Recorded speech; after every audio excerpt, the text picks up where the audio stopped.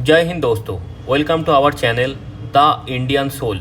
और मेरा नाम है शुभो और आज हम लोग एनसीईआरटी क्लास 10th की पॉलिटिकल साइंस के ऊपर जो किताब है डेमोक्रेटिक पॉलिटिक्स पार्ट 2, उसी किताब का जो दूसरा चैप्टर है उसी चैप्टर को आज हम लोग इस वीडियो के अंदर पढ़ने वाले हैं। तो उस चैप्टर का नाम क्या है? उस चैप्टर का नाम है फेडरलिज्म। तो सबसे पहले इस चैप्टर के अंदर जो मेन टॉपिक हम लोग पढ़ने वाले हैं उन सारे टॉपिक को एक बार देख लेते हैं। तो सबसे पहला टॉपिक क्या है? What is federalism. फेडरलिज्म किसको बोलते हैं, इसका डेफिनेशन क्या है, फिर क्या what makes India A federal country, Bharat को क्या क्या चीज़ एक फेडरल कंट्री बनाता है, ये हो गया सेकंड टॉपिक। तीसरा टॉपिक क्या है? How is federalism practice, federalism को प्रैक्टिस कैसे किया जाता है, भारत के अंदर भी कैसे किया जाता है और दुनिया के अंदर कौन सी देश फेडरलिज्म का जो गवर्नमेंट स्ट्रक्चर है उसको मानते हैं, उसको प्रैक्टिस करते हैं। इन सारे चीज़ों के ऊपर हम लोग डिस्कस करेंगे। फिर क्या चौथा टॉपिक क्या है? Linguistic diversity of India, Bharat के अंदर भाषाओं का क्या क्या डाइवर्सिटी है उसी को लिंग्विस्टिक डाइवर्सिटी बोला जाता है, और भारत के अंदर क्या क्या लिंग्विस्टिक डाइवर्सिटी है उसके ऊपर भी हम लोग पढ़ाई करेंगे। फिर लास्ट टॉपिक क्या है? Decentralisation in India. डिसेंट्रलाइजेशन इसका मतलब ये हुआ जब पॉलिटिकल पावर सिर्फ सेंट्रल गवर्नमेंट के हाथ में नहीं रहता है, कुछ पावर डिवाइड होके कुछ ऑटोनॉमी लोकल गवर्नमेंट के पास भी रहता है पॉलिटिकल पावर, तब जाके इसको डिसेंट्रलाइजेशन बोला जाता है। एक तरीके का मान लीजिए पॉलिटिकल पावर जो है वो सेंट्रल गवर्नमेंट के पास सेंट्रलाइज्ड होके नहीं रहता, वो स्टेट गवर्नमेंट और लोकल गवर्नमेंट के पास, यानी लोकल गवर्नमेंट मतलब पंचायत और म्यूनिसिपैलिटी के पास भी कुछ पॉलिटिकल पावर, कुछ पॉलिटिकल ऑटोनॉमी होता है। तो इसी को बोला जाता है decentralisation of political power in India. तो इसी टॉपिक के ऊपर हमारा जो लास्ट डिस्कशन होगा तो इसी टॉपिक के ऊपर होगा। तो सबसे पहले हम शुरू करेंगे व्हाट इज़ फेडरलिज्म। तो व्हाट इज़ फेडरलिज्म जब हम पढ़ेंगे सबसे पहले हम क्या देखेंगे? डेफिनेशन। फेडरलिज्म का डेफिनेशन क्या है? Federalism is the system of government in which the power is divided between A central authority and various constituent unit of the country. इसका मतलब ये हुआ कि फेडरलिज्म गवर्नमेंट का, किसी भी देश की गवर्नमेंट का ऐसा स्ट्रक्चर है जिस स्ट्रक्चर के अंदर गवर्नमेंट के अंदर जो भी पॉलिटिकल पावर है वो सारे पावर कोई सेंट्रल अथॉरिटी के पास नहीं रहता है, वो वेरियस कॉन्स्टिट्यूशनल जो यूनिट होता है देश के अंदर एज पर द कॉन्स्टिट्यूशन जो भी गवर्नमेंट बॉडी होता है उन सारे के पास कुछ करके जब पॉलिटिकल पावर डिवाइडेड होकर रहता है तब उसको बोला जाता है फेडरलिज्म। कॉन्सेप्ट समझ में आ गया? फिर हम देखेंगे फेडरलिज्म का लेवल कितने टाइप का होता है। देखिए यूजुअली जो फेडरल स्ट्रक्चर किसी भी देश के अंदर फेडरल स्ट्रक्चर जब हम लोग बोलते हैं तो इसका मतलब दो चीज़ होता है, उस देश के अंदर दो लेवल पे गवर्नमेंट रहता है, एक हो गया सेंट्रल लेवल पे, दूसरा हो गया स्टेट लेवल पे। यानी एक सेंट्रल गवर्नमेंट होता है, दूसरा होता है स्टेट गवर्नमेंट, जो स्टेट का जो काम है उसको देखता है और पूरे देश के बारे में जो सोचना, जो काम करना पूरे देश के लिए वो करता है सेंट्रल गवर्नमेंट, यानी वो सेंट्रल लेवल पे रहता है और स्टेट लेवल पे स्टेट गवर्नमेंट रहता है। तो यूजुअली हम लोग किसी भी देश का फेडरल स्ट्रक्चर अगर हम देखें, किसी भी डेमोक्रेसी का और नॉन डेमोक्रेटिक कंट्री का भी, तो उसमें दो लेवल हमको मिलेगा, एक लेवल पे सेंट्रल गवर्नमेंट रहेगा, दूसरे लेवल पे स्टेट गवर्नमेंट रहेंगे। और इन दोनों गवर्नमेंट के पास कुछ गवर्नमेंट पावर इंडिपेंडेंट पावर रहेंगे, मतलब कुछ independent power political power state government के पास रहेंगे जिसके ऊपर सेंट्रल गवर्नमेंट कुछ नहीं बोल पाएंगे, और सेंट्रल गवर्नमेंट के पास भी बहुत सारे पॉलिटिकल पावर रहेंगे। तो अब हम देखेंगे दो सिस्टम के बारे में पढ़ेंगे अभी। उसको पहले दो सिस्टम क्या क्या है? पहला सिस्टम है यूनिटरी सिस्टम और दूसरा है फेडरल सिस्टम, जिसके ऊपर पूरा चैप्टर है। तो ये दो सिस्टम को पहले थोड़ा सा समझने की कोशिश करेंगे। और किसी भी देश के अंदर जो भी फेडरल स्ट्रक्चर के अंदर गवर्नमेंट बनता है तो उसमें सिर्फ फेडरल स्ट्रक्चर नहीं रहता है, उसमें फेडरल स्ट्रक्चर यानी फेडरल सिस्टम और यूनिटरी सिस्टम का एक कॉन्ट्रास्ट रहता है, जो कि भारत के अंदर भी जो फेडरल सिस्टम चलता है जिसके अंदर सेंट्रल गवर्नमेंट और स्टेट गवर्नमेंट और लोकल गवर्नमेंट रहता है, तो उसी चीज़ के ऊपर एक यूनिटरी सिस्टम का एक थोड़ा सा पोर्शन मिक्स रहता ही है। मतलब हर एक देश के अंदर, जो हर एक डेमोक्रेसी और नॉन डेमोक्रेटिक कंट्री के अंदर जहाँ भी फेडरल स्ट्रक्चर चलता है वहाँ पे यूनिटरी सिस्टम और फेडरल सिस्टम का एक कॉन्ट्रास्ट चलता है, एक मिक्सचर चलता है, जिसमें फेडरल सिस्टम का जो क्वालिटी है वो ज़्यादा रहता है और यूनिटरी सिस्टम का जो क्वालिटी है वो कम रहता है। तो पहले हम लोग यूनिटरी सिस्टम और फेडरल सिस्टम को समझने की कोशिश करते हैं। यूनिटरी सिस्टम में क्या होता है, इसमें भी दो लेवल पे गवर्नमेंट होता है, एक सेंट्रल लेवल पे, एक प्रोविंशियल यानी स्टेट लेवल पे।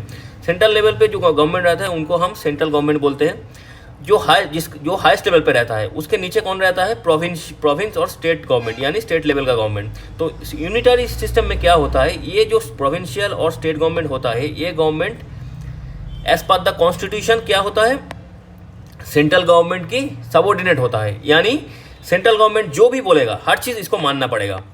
सेंट्रल गवर्नमेंट जो भी आदेश प्रोविंशियल गवर्नमेंट और स्टेट गवर्नमेंट को बोलेगा, जो आदेश देगा वो हर आदेश को मानना पड़ेगा। यहाँ पे क्या होता है, central government can pass on orders to the provincial और द लोकल गवर्नमेंट। तो यहाँ पे यूनिटरी सिस्टम में जो सेंट्रल गवर्नमेंट होता है वो हाईएस्ट पावरफुल गवर्नमेंट होता है, उसके बाद हाईएस्ट पावर होता है, और वो जो भी बोलेगा वो सारे चीज़ को, सारे ऑर्डर्स को स्टेट गवर्नमेंट को मानना पड़ेगा, पालन करना पड़ेगा। अब फेडरल सिस्टम में क्या होता है, फेडरल सिस्टम में सेंट्रल गवर्नमेंट ही हाईएस्ट लेवल पे होता है जैसे कि यूनिटरी सिस्टम में।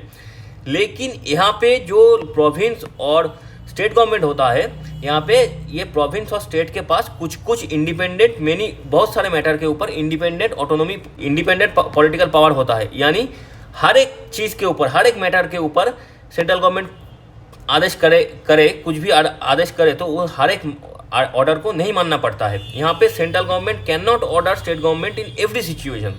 यहाँ पे हर एक सिचुएशन के ऊपर सेंट्रल गवर्नमेंट हर एक मैटर के ऊपर स्टेट को ऑर्डर नहीं कर सकता। जैसे कि अगर भारत के अंदर मान लीजिए फेडरल सिस्टम कैसे चलता है, भारत के अंदर मान लीजिए किसी भी स्टेट का, मान लीजिए यूपी स्टेट, उसके अंदर जो यूपी पुलिस है, तो यूपी पुलिस कैसे काम करेगा ये चीज़ कौन डिसाइड करेगा, यूपी का जो स्टेट गवर्नमेंट है वो डिसाइड करेंगे। तो इसके ऊपर सेंट्रल गवर्नमेंट में कोई भी बैठा हो वो अपना मनमानी नहीं कर सकता, वो अपना ऑर्डर यूपी गवर्नमेंट को पास नहीं कर सकता कि यूपी पुलिस को बोलिए ऐसे काम करे। तो यूपी पुलिस का जो काम करने का तरीका होगा वो डिसाइड करेगा यूपी गवर्नमेंट। तो इसके ऊपर सेंट्रल का कोई प्रेशर, कोई पावर नहीं होगा। लेकिन यूनिटरी सिस्टम के अंदर क्या होता है, अगर यूनिटरी सिस्टम अगर भारत के अंदर पूरा चलता तो क्या होता, तो सेंट्रल गवर्नमेंट जैसे यूपी गवर्नमेंट को आदेश देगा कि आपकी पुलिस को ऐसे यूज़ करो, तब यूपी गवर्नमेंट को ऐसे ही पुलिस को ऑर्डर, सेंट्रल गवर्नमेंट के आदेश के अनुसार ऑर्डर देना पड़ता। तो भारत के अंदर क्या होता है, फेडरल सिस्टम चलता है। लेकिन कुछ मामले में यूनिटरी सिस्टम का कुछ क्वालिटी भी फेडरल सिस्टम के साथ जुड़ा जाता है। कैसे, अगर मान लीजिए कोई भी बॉर्डर स्टेट हो, या तो मान लीजिए पुलिस के मामले में कुछ ऐसा बड़ा कांड हो गया जहाँ पे यूपी पुलिस कुछ गलत तरीके से काम कर रहा है, कि कोई भी स्टेट का पुलिस कुछ गलत तरीके से काम कर रहा है, तो उसके ऊपर सेंट्रल गवर्नमेंट प्रेशर कर सकता है। मान लीजिए कोई बॉर्डर स्टेट है, जैसे कि बंगाल को मान लीजिए, बंगाल का जो स्टेट का जो बॉर्डर है वो बांग्लादेश के साथ शेयर होता है।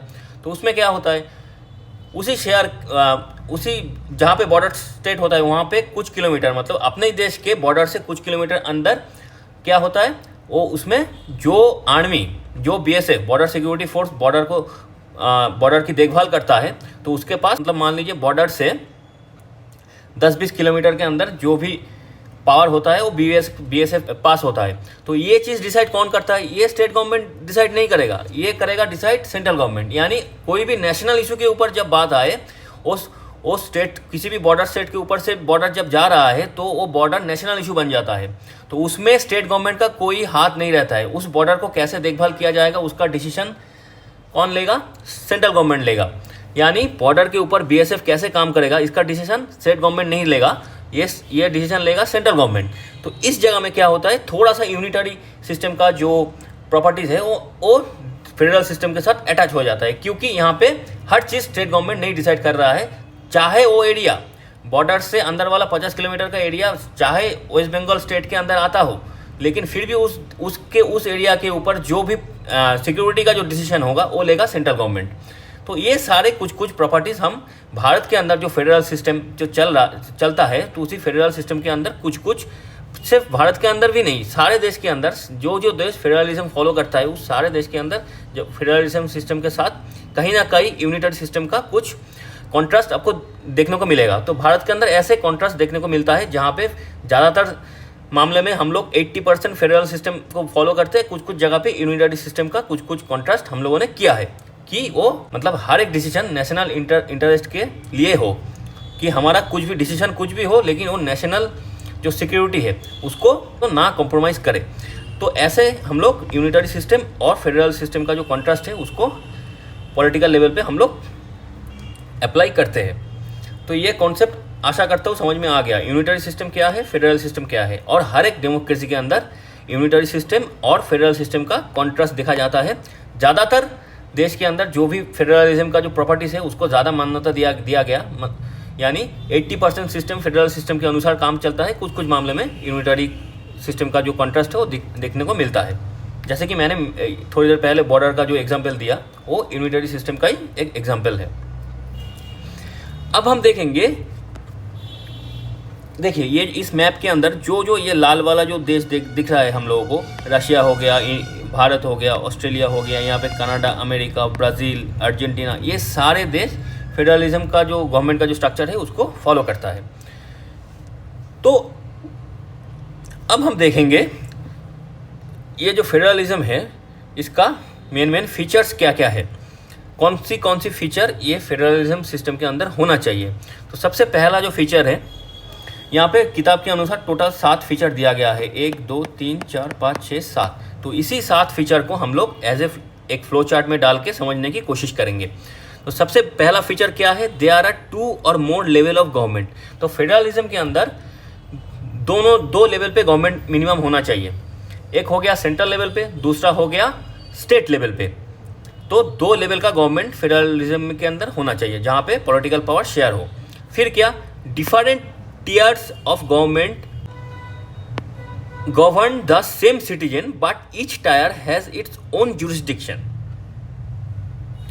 तो यहाँ पे क्या होगा, मान लीजिए सेंट्रल गवर्नमेंट हो गया, स्टेट गवर्नमेंट हो गया, तो वही मान लीजिए यूपी के अंदर जो भी लोग रहते हैं उनके ऊपर स्टेट गवर्नमेंट रूल करता है, और पूरा का पूरा यूपी कहाँ पे है, भारत देश के अंदर है। पूरा देश को कौन रूल कर रहा है, सेंट्रल गवर्नमेंट। तो एक तरीके से मान लीजिए यूपी गवर्नमेंट के, यूपी के अंदर जो भी लोग रहते हैं, ऐसे यूपी नहीं, हर एक स्टेट के अंदर जो भी लोग रहते हैं उन सारे लोग के ऊपर उस स्टेट का जो स्टेट गवर्नमेंट है वो भी रूल करता है, और इनडायरेक्ट तरीके से जो सेंट्रल गवर्नमेंट है वो भी रूल करता है।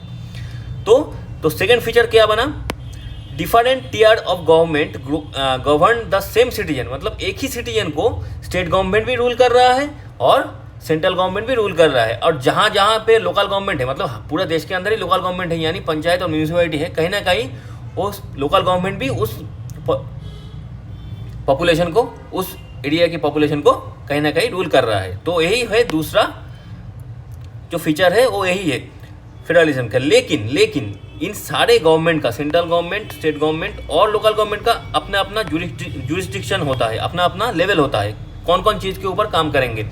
और जुरिस्डिक्शन क्या क्या हो सकता है, लेजिस्लेशन यानी कानून बनाना, नया लॉ बनाना। तो कौन सी लॉ स्टेट गवर्नमेंट बनाएगा, कौन सी लॉ सेंट्रल गवर्नमेंट बनाएंगे, ये सारी चीज़ कहाँ पे लिखा गया है, ये सारी चीज़ कॉन्स्टिट्यूशन के अंदर लिखा गया है। तो उसी के हिसाब से अपने अपने जुरिस्डिक्शन के अनुसार ये लोग काम करते हैं।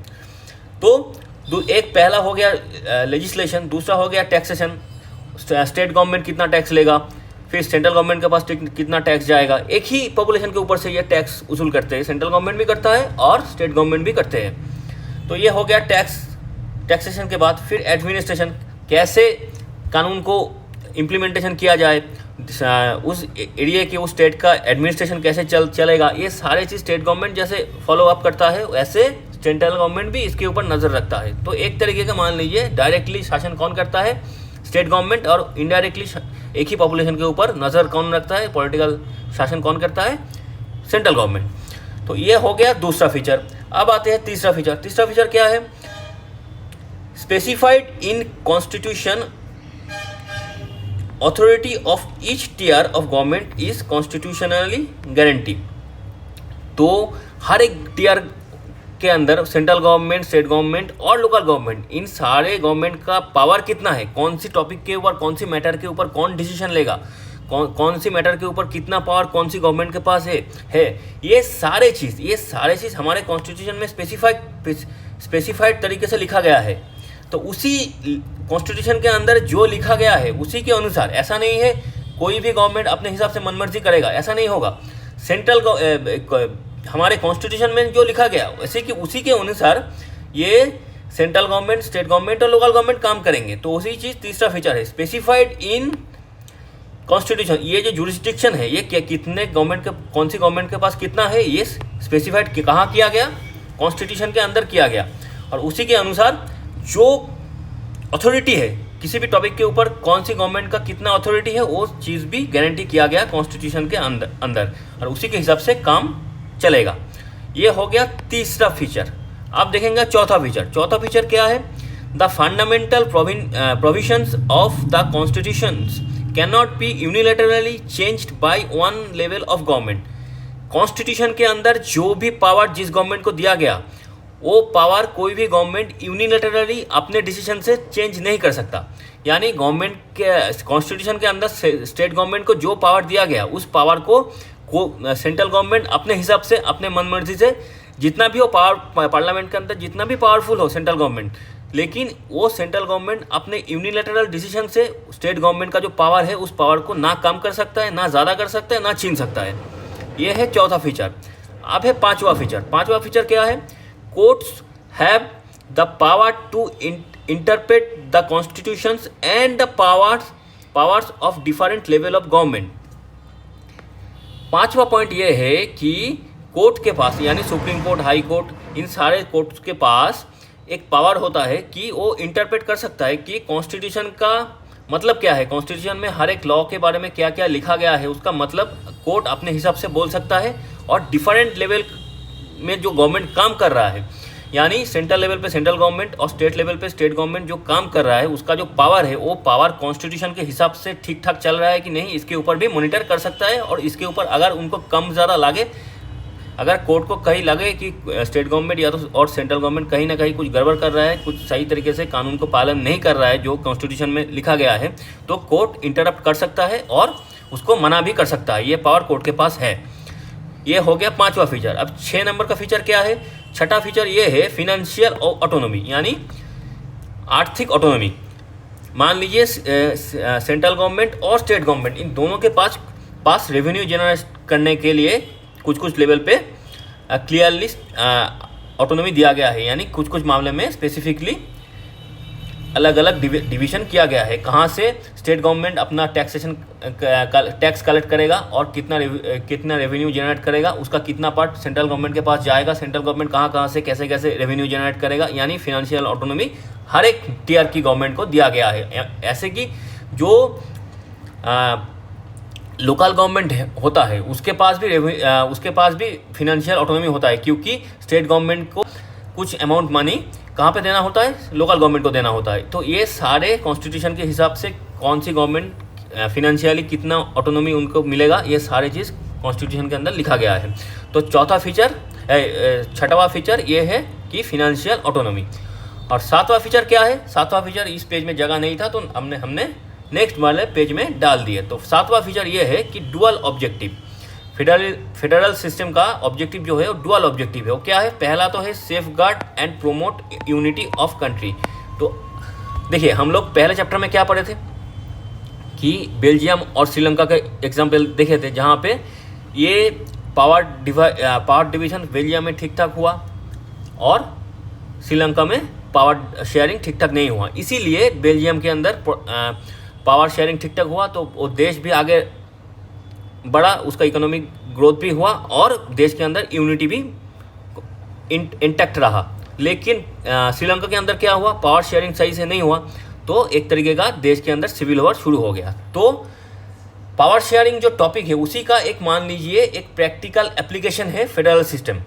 फेडरल सिस्टम के थ्रू हम लोग पावर शेयरिंग को प्रैक्टिकली अप्लाई करते हैं।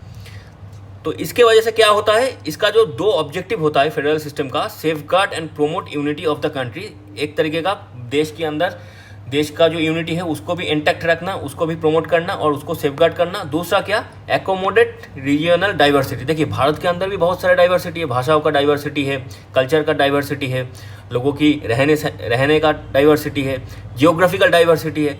इन सारे डाइवर्सिटी को एक साथ एक जगह पे एकोमोडेट करना भी फेडरल सिस्टम का एक फीचर होता है, एक ऑब्जेक्टिव होता है। तो टोटल 7 जो फीचर्स है फेडरलिज्म का, वो हम लोगों ने पूरा का पूरा कॉन्सेप्ट जो है उसको हम लोग समझ लिए।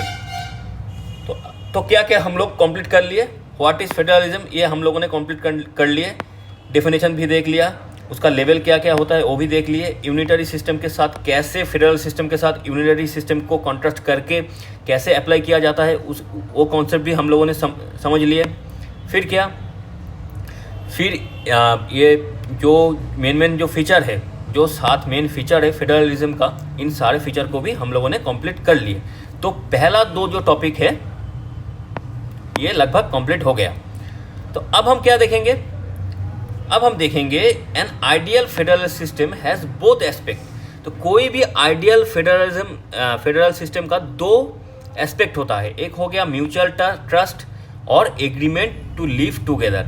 एक होता, देखिए 2 कम्युनिटी के बीच में जितना भी डाइवर्सिटी हो, अगर म्यूचुअल ट्रस्ट रहेगा तब भी वो 2 कम्युनिटी एक जगह पे रह के आगे बढ़ पाएंगे।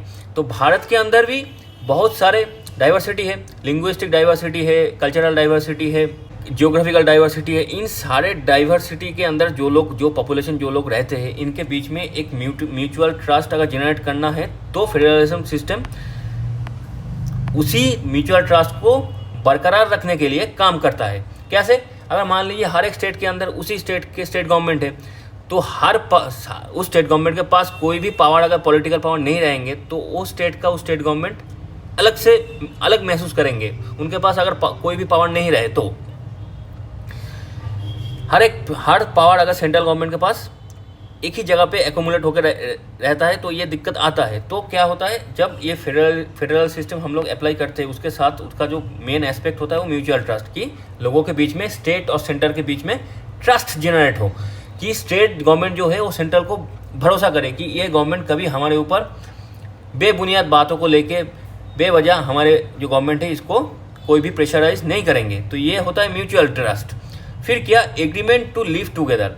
फेडरल सिस्टम क्या करता है, एक साथ रहने का जो एग्रीमेंट है उसको भी आगे लेके जाता है, क्योंकि हर एक डाइवर्स स्टेट के अंदर जो गवर्नमेंट रहता है उनके साथ सेंट्रल गवर्नमेंट क्या करता है, एक एग्रीमेंट करता है कि हम लोग एक साथ रहेंगे। तो ये जो एग्रीमेंट है ये फेडरल सिस्टम प्रोवाइड करता है। तो एक तरीके के मान लीजिए फेडरल सिस्टम के अंदर 2 एस्पेक्ट रहता है। बोथ एस्पेक्ट क्या हो गया, म्यूचुअल ट्रस्ट और एग्रीमेंट टू लिव टुगेदर। अब हम क्या देखेंगे, the exact balance of power between the centre यानी central and the state government varies from one federation to another. कि हर एक फेडरेशन के अंदर, हर एक फेडरल कंट्री के अंदर जो पॉलिटिकल पावर है, जो पावर शेयरिंग होता है सेंट्रल गवर्नमेंट और स्टेट गवर्नमेंट के बीच में, वो अलग अलग होता है। तो हर एक देश का अलग अलग डाइवर्सिटी है, अलग अलग प्रॉब्लम्स है, उसको कैसे काउंटर किया जाए तो वो देश अपने कॉन्स्टिट्यूशन के हिसाब से उसका जो सॉल्यूशन है उसको निकालता है। तो हर एक देश के अंदर ये दिमाग में रहना चाहिए कि स्टेट गवर्नमेंट और सेंट्रल गवर्नमेंट के बीच में जो भी पावर शेयरिंग होता है वो हर एक देश के लिए अलग अलग होता है। तो there are 2 kinds of route through which federalism have been formed. तो जब ये फेडरलिज्म का जो कॉन्सेप्ट है, फेडरेशन का जो कॉन्सेप्ट है, ये जब आया, ये 2 रास्ते की सोच से आया। तो वो दो रूट क्या है, पहला रूट समझने की हम लोग कोशिश करते हैं एग्जाम्पल के थ्रू। देखिए, independent states coming together on their own to form a bigger unit so that by pooling sovereignty and retaining identity and increase their security. इसका एग्जाम्पल क्या है, यूएसए, स्विट्जरलैंड, ऑस्ट्रेलिया। तो हम यूएसए का जो example है इसको पकड़ते हैं। तो यूएसए की जो फेडरल सिस्टम है, जो फेडरेशन है यूएसए का, उसको समझने की कोशिश करते हैं। यूएसए में क्या होता है, यूएसए के अंदर क्या हुआ, यूएसए के अंदर टोटल 51 स्टेट्स है। तो वो जो 51 जो स्टेट्स है, उन सारे स्टेट के पास अलग अलग कॉन्स्टिट्यूशन है और अलग अलग फ्लैग भी है। तो यूएसए के अंदर क्या हुआ, ये जो 51 स्टेट है, ये 51 स्टेट एक साथ जुड़ के एक एग्रीमेंट साइन किया कि हम जो 51 स्टेट है, कैलिफोर्निया मान लीजिए, यहाँ पे टेक्सास मान लीजिए, वहाँ पे वाशिंगटन मान लीजिए, ये सारे जो स्टेट है, जो 51 टोटल स्टेट है, ये सारे स्टेट पहले अलग अलग थे। तो ये सारे स्टेट एक साथ एक एग्रीमेंट साइन करते हैं और एक साथ उस एग्रीमेंट में ये ऐलान करते हैं कि हम लोग एक साथ मिलके एक देश बनाएंगे, एक बड़ा यूनिट बनाएंगे जिसका नाम होगा यूएसए, और हमारे पास अलग अलग कॉन्स्टिट्यूशन भी होगा और देश का एक अलग कॉन्स्टिट्यूशन होगा, और हर एक स्टेट के पास अलग अलग फ्लैग भी है। देश के लिए एक यूएसए का भी एक फ्लैग होगा। तो ये सारी चीज़ उन्होंने एक एग्रीमेंट के थ्रू किया, जिसके वजह से उनके पास अलग से सॉवरेनिटी भी है और ऑटोनॉमी भी है। यानी ये सारे स्टेट एक एग्रीमेंट के थ्रू जुड़ा हुआ है, एक देश बनाया है। ये सारे स्टेट अगर चाहे ये एग्रीमेंट को तोड़ के अलग अलग देश भी बन सकता है। मतलब ये सारे जो 51 स्टेट है, ये सारे स्टेट एक एग्रीमेंट के थ्रू जुड़ा हुआ है। अगर वो लोग चाहे तो उस एग्रीमेंट को कैंसिल करके अलग हो सकता है। ये पावर उन सारे स्टेट के पास है, उन सारे 51 स्टेट के पास ये पावर है।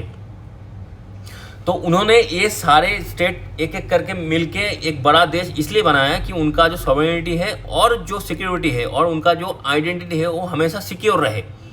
इसीलिए उन्होंने एक एग्रीमेंट को साइन करके एक बड़ा यूनिट बनाया। लेकिन इन सारे स्टेट के पास अपना ऑटोनॉमी है, अपना पॉलिटिकल सिस्टम है, अपना कॉन्स्टिट्यूशन यानी संविधान भी है, अपना फ्लैग भी है।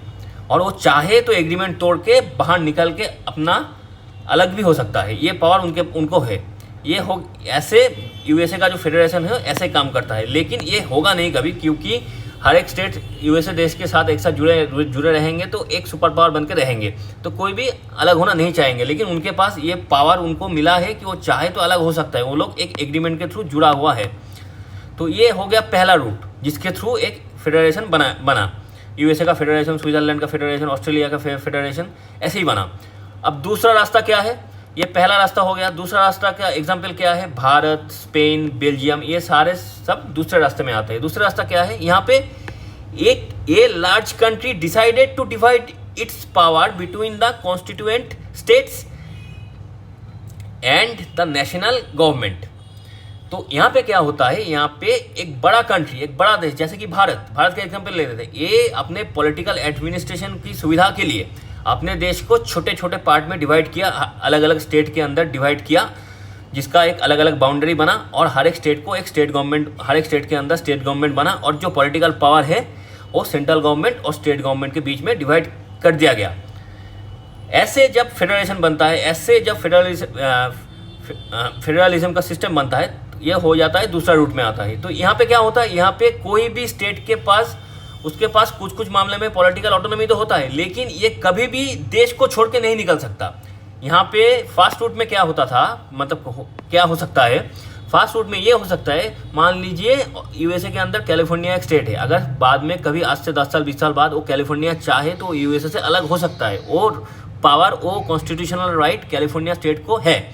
लेकिन भारत के अंदर कोई भी स्टेट हो, यूपी मान लीजिए, बंगाल मान लीजिए, तमिलनाडु मान लीजिए, ये सारे स्टेट कभी भी, उनके पास पॉलिटिकल ऑटोनॉमी तो कुछ कुछ मामले में है, लेकिन कभी भी ये नहीं कर सकता कि वो चाहे तो भारत से अलग हो सकता। वो चाहे तो भारत से कभी भी अलग नहीं हो सकता। ये पावर उनको नहीं दिया गया। हमारे कॉन्स्टिट्यूशन उनको नहीं, ये पावर नहीं देता है। और हर एक स्टेट के पास अलग से कोई कॉन्स्टिट्यूशन नहीं होता है। भारत के अंदर कोई भी कॉन्स्टिट्यूशन नहीं होता है और कोई भी अलग से फ्लैग नहीं होता है। तो ये है दूसरा रूट। तो इस सिस्टम के थ्रू जब देश के अंदर फेडरलिज्म और फेडरल स्ट्रक्चर बनता है तो ये दूसरा रूट के अंदर आता है। इसका एग्जांपल भारत, स्पेन और बेल्जियम है, और यूएसए, स्विट्जरलैंड और ऑस्ट्रेलिया में पहले रूट से, मतलब पहले रास्ते से फेडरलिज्म को बनाया गया, फेडरल स्ट्रक्चर को बनाया गया। तो ये सारी चीज़ इस पैराग्राफ में लिखा हुआ है, और जो हम लोगों ने 7 फीचर पढ़े वो यहाँ पर लिखा हुआ गया है, ये 7 फीचर। तो कॉन्सेप्ट समझ में आ गया। ये पहला रास्ता जो यूएसए का रास्ता है, जहाँ पे हर एक स्टेट को अलग अलग मतलब ऑटोनॉमी है, और हर एक स्टेट के पास कॉन्स्टिट्यूशन भी है, फ्लैग भी है, वो चाहे तो देश से अलग भी हो सकता है। और दूसरा रास्ता है भारत का रास्ता, जहाँ पे कोई भी स्टेट, उनके पास पॉलिटिकल कुछ कुछ मामले में ऑटोनॉमी तो है, लेकिन वो कभी भी देश को छोड़ के अलग नहीं हो सकता। वो पावर उनको नहीं दिया गया, उनके पास कोई अलग से कॉन्स्टिट्यूशन नहीं होता, अलग से फ्लैग नहीं होता है। ये कॉन्सेप्ट समझ में आ गया। अब हम देखेंगे what makes India A federal country. क्या क्या चीज़ भारत को एक फेडरल कंट्री बनाता है। तो सबसे पहला रीज़न क्या है, भारत को हम फेडरल कंट्री क्यों बोलेंगे? जो 7 फीचर है, जो हमने थोड़ी देर पहले पढ़ाई की है, जो 7 फीचर है, पहला दूसरा करके जो 7 फीचर है, ये सारे फीचर भारत के अंदर जो गवर्नमेंट है वो मानता है। तो ये पहला रीज़न हो गया कि जो फेडरलिज्म का जो 7 फीचर है वो हमारा जो कॉन्स्टिट्यूशन है उसमें लिखा गया है और भारत की गवर्नमेंट को उसको मानना पड़ता है। तो पहला रीज़न हमें मिल गया कि 7 फेडरलिज्म का जो 7 फीचर है वो हम लोग मानते हैं, इसीलिए भारत को एक फेडरलिज्म कंट्री माना जा सकता है। अब क्या है, दूसरा रीज़न क्या है, 3 टियर ऑफ गवर्नमेंट। देखिए हमारे कॉन्स्टिट्यूशन में 2 टियर के गवर्नमेंट को तो पहले कॉन्स्टिट्यूशन ने हमें दिया, सेंट्रल गवर्नमेंट यानी यूनियन गवर्नमेंट और स्टेट गवर्नमेंट तो कॉन्स्टिट्यूशन ने ही हमको दिया, और बाद में हम लोगों ने पंचायत और म्यूनिसिपल यानी जो लोकल गवर्नमेंट है उसको बनाए। तो एक तरीके से हमें जो फेडरल मतलब पावर शेयरिंग का जो प्रोसेस है उसको हम लोगों ने, भारत देश ने और भी ज़्यादा एनहांस किया। पहले पावर सेंट्रल गवर्नमेंट और स्टेट गवर्नमेंट के बीच में डिवाइड होता था, लेकिन हम लोगों ने और भी लोकल गवर्नमेंट बना के लोकल लेवल में, ग्रास रूट लेवल पे अगर डेवलपमेंट करने की कोशिश के चलते हुए हम लोगों ने लोकल गवर्नमेंट भी बनाया। और इसका मतलब क्या हुआ, हम लोगों ने ये पावर शेयरिंग का जो कॉन्सेप्ट है इसको और भी ज़्यादा अपने अंदर डाले और उसको और भी एनहांस किया। कॉन्स्टिट्यूशन ने हमने दिया था, कॉन्स्टिट्यूशन हमको 2 टियर गवर्नमेंट दिया था, हमने उसको 3 टियर गवर्नमेंट बनाए। तो ये हो गया दूसरा रीजन। अब हम देखेंगे तीसरा रीजन। तीसरा रीजन क्या है, our constitution clearly provided a 3-fold distribution of legislative power between union government and state government. तो हम लोगों ने, हमारी गवर्नमेंट ने, हमारी जो कॉन्स्टिट्यूशन है, ये कॉन्स्टिट्यूशन के अंदर यूनियन गवर्नमेंट यानी सेंट्रल गवर्नमेंट और स्टेट गवर्नमेंट के बीच में जो भी लेजिस्लेटिव पावर होगा, लेजिस्लेटिव मतलब लॉ बनाने की जो पावर है, उस पावर को उसका एक लिस्टिंग करके दिया गया है। लिस्टिंग मतलब यूनियन गवर्नमेंट जो है, जो सेंट्रल गवर्नमेंट है, वो कौन सी टॉपिक के ऊपर, कौन सी मैटर के ऊपर लॉ बनाएंगे, उसका एक लिस्ट है जिसको बोला जाता है यूनियन लिस्ट। स्टेट का कौन सी टॉपिक के ऊपर, कौन सी मैटर के ऊपर लॉ बनाने की पावर है स्टेट के पास, वो स्टेट लिस्ट के अंदर आता है। और कुछ टॉपिक जो स्टेट लिस्ट में भी नहीं आता है और यूनियन लिस्ट में भी नहीं आता है, उसके ऊपर वो आता है कॉन्करेंट लिस्ट के अंदर। अब कॉन्करेंट लिस्ट के अंदर जो भी मैटर, जो भी टॉपिक आते हैं, उसके ऊपर या तो स्टेट भी लॉ बना सकता है और सेंट्रल गवर्नमेंट भी लॉ बना सकता है। तो जिस टॉपिक के ऊपर सिर्फ स्टेट लॉ बनाएंगे वो स्टेट लिस्ट के अंदर आ जाएगा। जो जिस मैटर के ऊपर सिर्फ यूनियन गवर्नमेंट यानी सेंट्रल गवर्नमेंट लॉ बना पाएंगे वो यूनियन लिस्ट के अंदर आ जाएगा। और कॉन्करेंट लिस्ट के अंदर जो आएंगे उसके ऊपर जो मैटर्स, जो टॉपिक आएंगे उसके ऊपर स्टेट गवर्नमेंट भी अपना लॉ बना सकता है और यूनियन गवर्नमेंट भी अपना लॉ बना सकता है। अब हम देखेंगे यूनियन लिस्ट, स्टेट लिस्ट और कॉन्करेंट लिस्ट के अंदर क्या क्या टॉपिक है। देखिए यूनियन लिस्ट के अंदर defence of the country, Bharat देश का जो डिफेंस कैसे काम करेगा, ये इसके डिफेंस के ऊपर जो भी डिसीजन होगा वो सेंट्रल गवर्नमेंट लेंगे। फिर फॉरेन अफेयर्स यानी फॉरेन मिनिस्ट्री कैसे काम करेगा, उसका डिसीजन कौन लेगा, हमारा सेंट्रल लेगा। और फॉरेन अफेयर्स को कैसे मैनेज किया जाएगा, इनके ऊपर सारे डिसीजन सेंट्रल गवर्नमेंट लेगा। फिर बैंकिंग सिस्टम के ऊपर कोई भी लॉ लानी हो, सेंट्रल गवर्नमेंट बनाएगा उसको। फिर क्या, कम्युनिकेशंस के ऊपर कोई भी लॉ लाना हो, इंटरनेट के ऊपर मान लीजिए जो आज के टाइम में 5G 6G जो चल रहा है, इसको लाने के लिए क्या क्या लॉ, इसको इम्प्लीमेंट करने के लिए क्या क्या लॉ अमेंडमेंट करना होगा, इन सारे के ऊपर अगर कोई लॉ बनानी हो तो उसके ऊपर भी डिसीजन कौन लेगा, सेंट्रल गवर्नमेंट लेगा। फिर करेंसी के ऊपर भी लॉ सेंट्रल गवर्नमेंट बनाएंगे। तो ये सारे टॉपिक के ऊपर union government can take decisions done and make law. इन सारे टॉपिक के ऊपर यूनियन गवर्नमेंट डिसीजन ले सकता है और उसके ऊपर लॉ भी बना सकता है। तो यहाँ पे इन सारे टॉपिक का प्रायोरिटी क्या रहता है, नेशनल इंटरेस्ट के ऊपर जो भी डिसीजन है वो सेंट्रल गवर्नमेंट लेता है। अब स्टेट के पास क्या क्या चीज़ के ऊपर लॉ बनाने की पावर होता है, स्टेट पुलिस के ऊपर स्टेट पुलिस कैसे काम करेगा, इसके ऊपर लॉ स्टेट बना सकता है। फिर ट्रेड कैसे काम करेगा, ट्रेड, कॉमर्स, एग्रीकल्चर, इरिगेशन, इन सारे टॉपिक के ऊपर स्टेट, ये सारे टॉपिक स्टेट लिस्ट के अंदर है, तो स्टेट इसके ऊपर लॉ बना सकता है। इसमें स्टेट का इंटरेस्ट ज़्यादा प्रायोरिटी मिलता है, स्टेट की जो इंटरेस्ट है उसको ज़्यादा प्रायोरिटी मिलता है स्टेट गवर्नमेंट, क्योंकि स्टेट गवर्नमेंट हमेशा चाहेगा कि स्टेट के अंदर जो लोग हैं उनके लिए सही से लॉ बनाया जाए, क्योंकि आगे जाके वो इसी स्टेट गवर्नमेंट को इलेक्शन में जिताए। तो स्टेट गवर्नमेंट हमेशा चाहेगा कि स्टेट के लोगों को पहले भला होना चाहिए। फिर क्या, कॉन्करेंट लिस्ट, इस लिस्ट के ऊपर स्टेट गवर्नमेंट और सेंट्रल गवर्नमेंट दोनों अपना लॉ बना सकता है। वो क्या क्या है? Education, forest, trade unions, marriage, adoption, successions, इन सारे टॉपिक के ऊपर स्टेट और सेंट्रल दोनों अपना लॉ बना सकता है। ये सारे टॉपिक कॉन्स्टिट्यूशन के अंदर ये तीनों लिस्ट बनाया गया है। कॉन्स्टिट्यूशन ही ये तीनों लिस्ट बना के दिया है कि आगे जाके कोई भी कन्फ्यूजन ना हो। तो अब हम थोड़ा सा समझने की कोशिश करें, अगर एग्रीकल्चर स्टेट लिस्ट के अंदर आता है तो क्या सेंट्रल इसके ऊपर लॉ कोई भी लॉ नहीं बना पाएगा? ऐसा नहीं है। देखिए, स्टेट लिस्ट के अंदर उस स्टेट के अंदर एग्रीकल्चर के ऊपर कोई भी लॉ है तो एग्रीकल्चर उस स्टेट गवर्नमेंट उसके ऊपर लॉ बनाएंगे। लेकिन जब एग्रीकल्चर नेशनल लेवल पे कोई भी काम होता है, जैसे कि मान लीजिए एग्रीकल्चर करना है, पूरे देश के अंदर ही करना है, तो उसके लिए फर्टिलाइजर लगेगा। तो फर्टिलाइजर कौन सी देश से हम लोग इंपोर्ट करेंगे, ये डिसीजन कौन लेगा? सेंट्रल गवर्नमेंट लेगा। फिर अगर किसानों को सब्सिडी देनी हो, कितना सब्सिडी देनी है, ये भी सेंट्रल गवर्नमेंट डिसाइड करेगा। स्टेट गवर्नमेंट भी कर सकता है, स्टेट गवर्नमेंट भी अपने हिसाब से सब्सिडी दे सकता है, लेकिन सेंट्रल गवर्नमेंट भी दे सकता है। तो एक कुछ मामला है जहाँ पे स्टेट गवर्नमेंट भी करता है और कहीं ना कहीं सेंट्रल गवर्नमेंट भी कुछ ना कुछ लॉ बनाता है, डिसीजन लेते हैं।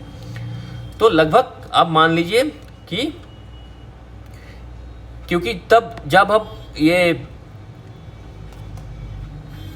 सब्सिडी वगैरह फर्टिलाइज़र बाहर से इंपोर्ट करवाना, ये सारे ट्रेड के अंदर चला जाता है, तो कहीं ना कहीं कॉमर्स के अंदर चला जाता है। तो कहीं ना कहीं सेंट्रल गवर्नमेंट भी इसमें अपना काम करता है। तो ये हो गया यूनियन लिस्ट, स्टेट लिस्ट और कॉन्करेंट लिस्ट, तो जो कि हमारे कॉन्स्टिट्यूशन के अंदर परफेक्टली लिखा गया है। और जो पावर है, जो आपका कौन सी टॉपिक के ऊपर कौन स्टेट गवर्नमेंट, सेंट्रल गवर्नमेंट क्या क्या लॉज बना सकता है, इसका पूरा हिसाब कॉन्स्टिट्यूशन ने दे के रखा है। अब हम क्या देखेंगे? What about subject that do not fall in any of 3 list. अगर कोई सब्जेक्ट हो जो इन तीनों लिस्ट में किसी भी लिस्ट में लिखा नहीं गया है कॉन्स्टिट्यूशन के अंदर, तो क्या होगा? According to our constitution the union government has the power to legislate on this residuary subject. जो सब्जेक्ट इन तीनों लिस्ट में नहीं है, उन सारे चीज़ों के ऊपर हमारी जो यूनियन यानी सेंट्रल गवर्नमेंट है वो लॉ बना सकता है। ये भी कॉन्स्टिट्यूशन में बोला गया है। तो एक तरीके से जो मैंने पहले ही बोला कि हर एक फेडरेशन जो बनता है उसमें कहीं ना कहीं यूनिटरी सिस्टम का एक कॉन्ट्रास्ट रहता है। देखिए, कहीं हर जगह पे, हर देश के अंदर स्टेट गवर्नमेंट के पास जितना भी पॉलिटिकल पावर हो, लेकिन सेंट्रल गवर्नमेंट ज़्यादा पावरफुल रहता ही है। तो देखिए यहाँ पे जो इस लिस्ट में नहीं लिखा गया, जो भी मैटर्स, जो भी सब्जेक्ट, वो सारे के ऊपर, उन सारे सब्जेक्ट के ऊपर लॉ बनाने की पावर किसके पास है? सेंट्रल गवर्नमेंट के पास है। यानी कुछ कहीं ना कहीं सेंट्रल गवर्नमेंट ज़्यादा पावरफुल है। यानी फेडरल सिस्टम के साथ एक यूनिटरी सिस्टम का एक कॉन्ट्रास्ट है, जहाँ पे सेंट्रल गवर्नमेंट को ज़्यादा पावरफुल रखा जाता है। तो ये कॉन्सेप्ट समझ में आ गया। अब हम चलते हैं नेक्स्ट पेज पे। नेक्स्ट पेज में क्या है? पहला एक नोट लिखा गया है। ये नोट में क्या है? देखिए, what makes India A federal country, जो मैंने बोला union list, state list, concurrent list, ये सारे चीज़ किताब में लिखा गया है। मतलब मैंने जो भी हैंड रिटन नोट बनाया, ये सारे नोट, सारे वर्ड, हर एक वर्ड, हर एक लेटर इस किताब से लिया गया है। तो हम इसीलिए हैंड रिटन नोट बनाए क्योंकि नोट ऐसे फॉर्मेट में होना चाहिए जो देखते ही समझ में आ जाए। तो इसी किताब को हम नोट के फॉर्म में लिखा है और उसी को समझने की और समझाने की हम लोग कोशिश करते हैं। तो सबसे पहले नोट में क्या लिखा गया है? The most federations that are formed by holding together do not give equal power to its constitution units.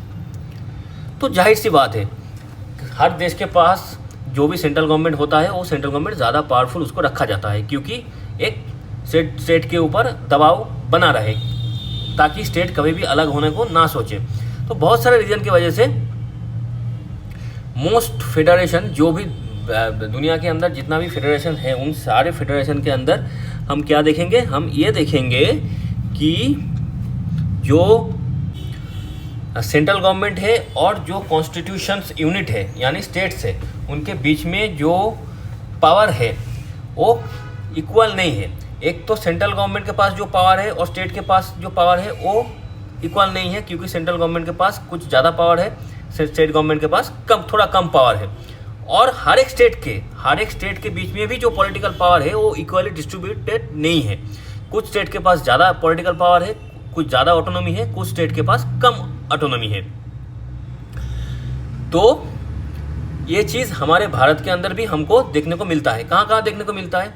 देखिए, इसके पीछे भी एक पर्पस है। ऐसा नहीं है कि हमारे कॉन्स्टिट्यूशन ने कुछ स्टेटों को ऐसे ही ज़्यादा पावर दे दिया, ऐसा नहीं है। भेदभाव नहीं होता है हमारे कॉन्स्टिट्यूशन में। उसके पीछे उनको जो स्पेशल पावर दिया गया है उसके पीछे भी कुछ ना कुछ कारण है। वो कारण क्या है वो भी हम समझेंगे। तो सबसे पहले हम भारत के अंदर क्या क्या किस स्टेट को ये जो स्पेशल जो स्टेटस है, स्पेशल जो पावर है वो दिया गया है, उसको देखेंगे। तो सबसे पहले हम देखेंगे कौन कौन सी स्टेट है जिसको स्पेशल पावर दिया गया है। असम, नागालैंड, अरुणाचल, मिजोरम, मणिपुर, ये जो सारे स्टेट है, इन सारे स्टेट को आर्टिकल 371 के अंदर बहुत सारे सब क्लॉज है। 371 A, B, C, D, G, इन सारे के अंदर हर एक स्टेट को अलग अलग तरीके का प्रोटेक्शन दिया गया है। क्या क्या प्रोटेक्शन दिया गया है? देखिए, इन सारे स्टेट के अंदर जो ट्राइबल पॉपुलेशन है वो लोग रहते हैं। जो भी नॉर्थ ईस्ट के सारे स्टेट के अंदर बहुत सारे ट्राइबल पॉपुलेशन रहते हैं। तो उन सारे ट्राइबल पॉपुलेशन को प्रिजर्व करने के लिए, उनका जो कल्चर, उनका जो रहने का जो जगह है, उनको प्रिजर्व करने के लिए उन सारे इंडिजिनस लोगों की जो लीगल लैंड राइट है उनको प्रिजर्व करने के लिए ये प्रोटेक्शन दिया गया। इन सारे स्टेट को आर्टिकल 371 के अनुसार इनको प्रोटेक्शन दिया गया, स्पेशल पावर दिया गया, स्पेशल ऑटोनॉमी दिया गया। क्योंकि देखिए, बाहर के स्टेटों से इन नॉर्थ ईस्ट की स्टेट के अंदर जब भी हम लोग घूमने जाते हैं तो हमें एक इनर लाइन, असम में हर जगह पे नहीं, असम में मान लीजिए 70% एरिया में कोई भी परमिट नहीं लगता है, लेकिन कुछ एरिया में वहाँ पे जाने के लिए इनर लाइन एक परमिट होता है, इनर लाइन परमिट ILP, जिसको इशू करवाना पड़ता है।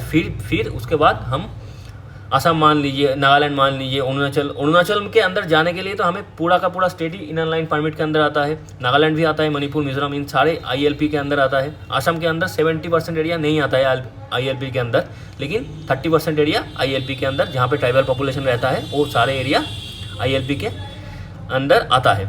तो ये स्पेशल पावर उनको दिया गया है कि इसी पावर के सामने रखते हुए वो लोग अपना जो इंडिजिनस लोग है, इंडिजिनस जो पॉपुलेशन है, उसका जो लैंड राइट है उनको सिक्योर करे, उनका जो कल्चर है उसको प्रिजर्व करे। और preferential selection in government job, उनको गवर्नमेंट जॉब के अंदर भी इन सारे इंडिजिनस, मतलब जो ट्राइबल पॉपुलेशन है जिसको हम शेड्यूल ट्राइब बोलते हैं, इनको गवर्नमेंट जॉब के अंदर भी सिलेक्शन के लिए प्रेफरेंस दिया जाता है इन सारे स्टेट के अंदर। और बाहर से, मतलब Indians who are not permanent residents of this state cannot buy land और हाउस हेयर। तो यहाँ पे जो यहाँ का जो परमानेंट सिटीजन नहीं है इस स्टेट का, उन सारे, मतलब मान लीजिए कोई यूपी से बंदा या तो बंगाल से बंदा जाके इन सारे स्टेट के अंदर अपने नाम पे प्रॉपर्टी नहीं खरीद सकता, क्योंकि यहाँ का जो भी लैंड है ये ट्राइबल एरिया को मार्क किया गया है। यानी यहाँ पे सिर्फ ट्राइबल पॉपुलेशन ही रहेंगे और यहाँ का जो इंडिजिनस पॉपुलेशन है और यहाँ पहले से यहाँ का जो नेटिव जो पॉपुलेशन है वही रहेंगे। लेकिन असम के अंदर आप 70% एरिया में आप जाके प्रॉपर्टी खरीद सकते हो, लेकिन कुछ एरिया है 20 से 30% एरिया है जहाँ पे आप जाके प्रॉपर्टी नहीं खरीद सकते। वो एरिया ट्राइबल एरिया करके डिनोट किया गया है, तो वहाँ पे आप प्रॉपर्टी नहीं खरीद सकते हो। और बाकी नागालैंड, अरुणाचल, मिजोरम, मणिपुर, यहाँ पे कहीं पे भी आप जो बाहर के स्टेट के लोग हो, आप नहीं, ज़्यादातर एरिया पे नहीं प्रॉपर्टी खरीद सकते हो। ये हो गया कॉन्सेप्ट जो स्पेशल, जो अलग अलग होता है। देखिए, ये चीज़ हर एक स्टेट के पास नहीं होता है। मतलब मान लीजिए कोई भी बंदा बंगाल से है तो बंगाल से यूपी में जाके अपना घर, अपना ज़मीन सब कुछ खरीद सकता है। यूपी का बंदा तमिलनाडु में जाके खरीद सकता है, तमिलनाडु का बंदा बेंगलोर यानी कर्नाटक में जाके खरीद सकता है, कर्नाटक से महाराष्ट्र में जाके खरीद सकता है, अपना प्रॉपर्टी बना सकता है, वहाँ पे जाकर बिजनेस कर सकता है। लेकिन यानी इन सारे स्टेट के पास ये स्पेशल पावर नहीं है। लेकिन जो नॉर्थ ईस्ट के स्टेट है जहाँ पे ट्राइबल लोग रहते हैं वहाँ पे ये स्पेशल पावर दिया गया, क्योंकि उनको ऊपर कोई भी प्रेशर ना आए, उनका जो पॉपुलेशन है वो पीछे ना चला जाए। तो ये है कॉन्सेप्ट। तो ये जो पावर का डिवीज़न जो हर जगह पे इक्वल नहीं होता, इसके पीछे भी भारत के कॉन्स्टिट्यूशन के अंदर, भारत के अंदर हर एक चीज़ के पीछे एक कारण होता है कि उसको हम लोग प्रिजर्व करना चाहते हैं। इसी की वजह से हम लोग जो नॉर्थ ईस्ट का जो स्टेट है उनको स्पेशल स्टेटस दिए हैं, स्पेशल पावर दिए हैं। ये हो गया कॉन्सेप्ट। अब हम चलते हैं इसके बाद की कॉन्सेप्ट के। बाद का कॉन्सेप्ट क्या है? Union territories. देखिए यहाँ पे हम देख लिए कि दोनों स्टेट को हम सेम पावर नहीं देते हैं। कुछ स्टेट के पास ज़्यादा पावर रहता है, कुछ स्टेट के पास कम पावर रहता है, और हर एक स्टेट से ज़्यादा पावर सेंट्रल गवर्नमेंट के पास रहता है। ये इस पहले नोट से हम लोगों की, ये जो पहला नोट था, पहला 2 नोट में हम लोगों को समझ में आ गया। अब हम देखेंगे यूनियन टेरिटरीज, जिसको हम यूटी बोलते हैं, जैसे कि लक्षद्वीप, दिल्ली, अंडमान निकोबार, चंडीगढ़, ये सारे यूनियन टेरिटरी के अंदर आता है। तो ये सारे यूनियन टेरिटरी जो होते हैं, इनके पास और भी कम पावर रहते हैं, पॉलिटिकल पावर। क्यों? क्योंकि इन लोगों का साइज, लैंड एरिया का साइज बहुत ही छोटा होता है, too small in size to became an independent state. तो एक इंडिपेंडेंट स्टेट बनाने के लिए एक मिनिमम लैंड एरिया और मिनिमम पॉपुलेशन तो होना चाहिए, तो ये इनके पास होता नहीं है। और merge with any of the existing state, तो इनके पास ये सारी चीज़ नहीं होता है। तो उसके बाद क्या कर सकते हैं हम लोग? इनको क्या किया जाता है? किसी भी एग्जिस्टिंग स्टेट के साथ मर्ज कर दिया जाता है। जैसे कि मान लीजिए ये चंडीगढ़ जो है, ये कैपिटल है, ये एक तरीके का यूनियन टेरिटरी भी है और पंजाब और हरियाणा का कैपिटल भी है। तो इनको दोनों स्टेट के साथ मर्ज कर दिया गया। और इन सारे जो यूटीज़ होते हैं, चंडीगढ़, लक्षद्वीप, अंडमान निकोबार, इन सारे यूनियन टेरिटरी के अंदर सेंट्रल गवर्नमेंट के पास ही इन सारे टेरिटरी का स्पेशल पावर रहता है कि इसको रन करने की। यहाँ पे अलग से स्टेट गवर्नमेंट नहीं रहता है। जो भी सेंट्रल गवर्नमेंट में इलेक्शन में जीत के आता है, वही इसी सारे एरिया को, लक्षद्वीप, अंडमान को रूल करने के टाइम में ज़्यादा पावर यूज़ करता है। देखिए लक्षद्वीप, अंडमान निकोबार, इनके तो डायरेक्टली कंट्रोल में रहता है ये सेंट्रल गवर्नमेंट की। और दिल्ली जैसा है, दिल्ली के अंदर जो पुलिस है वो सेंट्रल गवर्नमेंट के पास रहता है। चंडीगढ़ भले ही पंजाब और हरियाणा का कैपिटल हो, इसका भी बहुत सारे पॉलिटिकल पावर सेंट्रल गवर्नमेंट के पास होता है। तो ऐसे करते हुए इन सारे एरिया पे जो भी यूटी है, उन सारे एरिया का जो पॉलिटिकल पावर है उसको रन करने का ज़्यादातर power, special power central government के पास होता है। तो ये हो गया कॉन्सेप्ट। अब हम चलेंगे